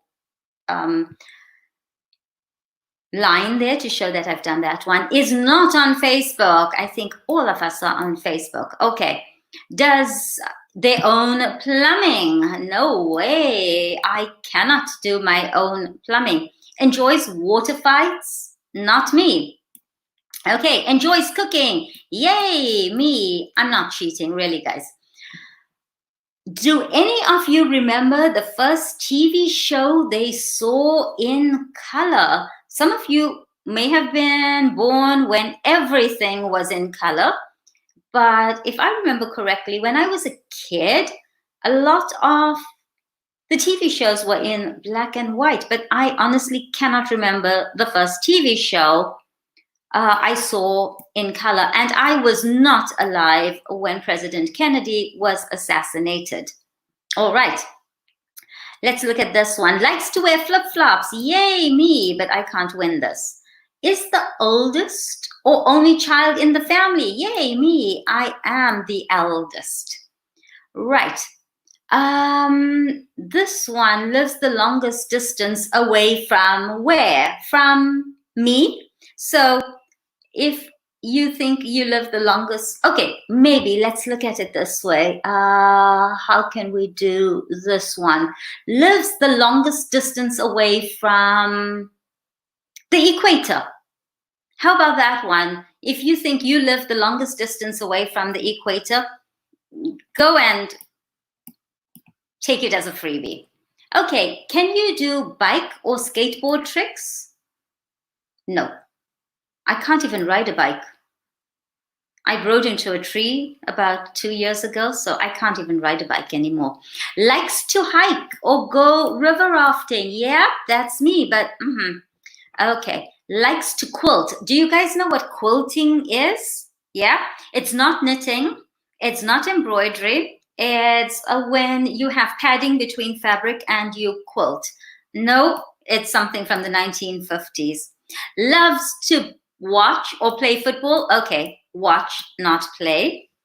How about you guys? How are you doing so far? Likes to do gardening. Love it. Oh, maybe I can get this one. All right. In your family, do you have the most grandchildren? Okay. In your family, do you have the most children? Yes or no? No, definitely not me. I only have 2. Flosses their teeth every day. Oh, yes, me. Yeah. Cuts their own grass? No. has been married for over 50 years. No, I mean not crossing it out. Okay. Loves to tell jokes. No, I'm not really good. Was in the armed forces. Nope. Can name all 7 dwarfs. Has been to both the Atlantic and Pacific Oceans. Yes, because for those of you who know, I'm from South Africa, and in Cape Town we have Cape Point, which has, oh no, that's the Atlantic and Indian Ocean, but Pacific Ocean, yeah, because of China and stuff like that. So, and also when I was in the US, so yeah, I have been to both. Have you? Does not wear glasses or contacts. Not me. All right. Has anyone managed to win this bingo? Definitely not me. Anyone?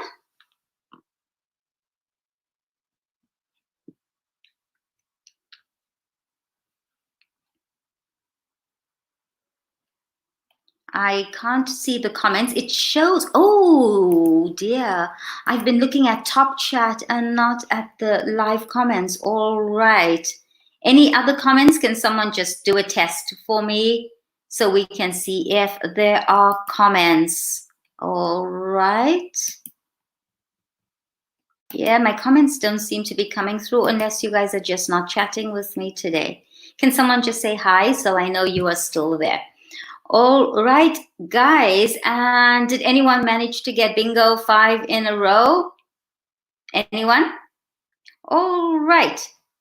Can someone just let me know that you guys are there, because I want to show you something before we finish off our last lesson for italki. I stay at home. Okay, Erica. Okay, Erica has 2 cats. And you like to hike. Yes! Oh, 5 in a row. Ratus was mission impossible. Okay, Ratus, how many did you get? All right. And Erica has 2 cats. She likes to hike. She loves cycling. She lives far away from the city center. And she's wearing flip-flops right now. And Irene, almost 4 out of 5. Okay. Now, guys, for those of you who want the PowerPoint, just send me a message on my profile on italki, and I will send you the file. It's my absolute pleasure to do so. Well, it's kind of a sad day today as our italki live comes to an end, but I'm not done yet. I have one more thing to show you guys, so just stay tuned, all right? And let's have a look. I'm just going to go to my next screen, and I hope you guys can, okay, hear this. All right. Let's just see. Okay. I just want to have a look here. All right. Let me just, all right. Okay, guys, are you ready for this? All right.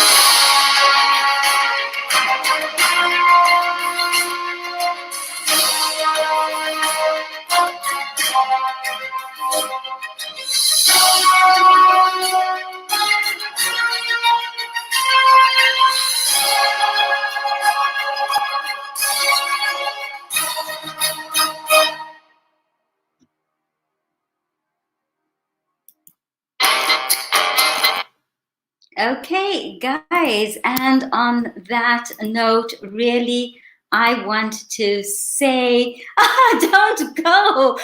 Okay. I really, honestly, I want to say the biggest thank you to Jeffrey. You guys don't know Jeffrey, but he's been managing the streams for all of us. And, you know, it's 6 or 8 hours a day, I think 6 hours a day. And Jeffrey has had to deal with our technical difficulties, make sure we are all ready to go, cloudy sound. And Jeffrey has been amazing. Tim and Anna created this whole thing. And it has been an absolute pleasure to keep you guys occupied and safe at home.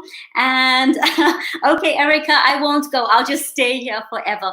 But really, guys, thank you so much. And thank you, italki, for including me in this amazing project that we have all worked really hard to pull off. And it has been such fun. And I hope that you guys have learned a lot. And if you want the PowerPoint from today, please send me a message on italki and I will send it to you. So it is with a bit of sadness that I say goodbye to you guys for now.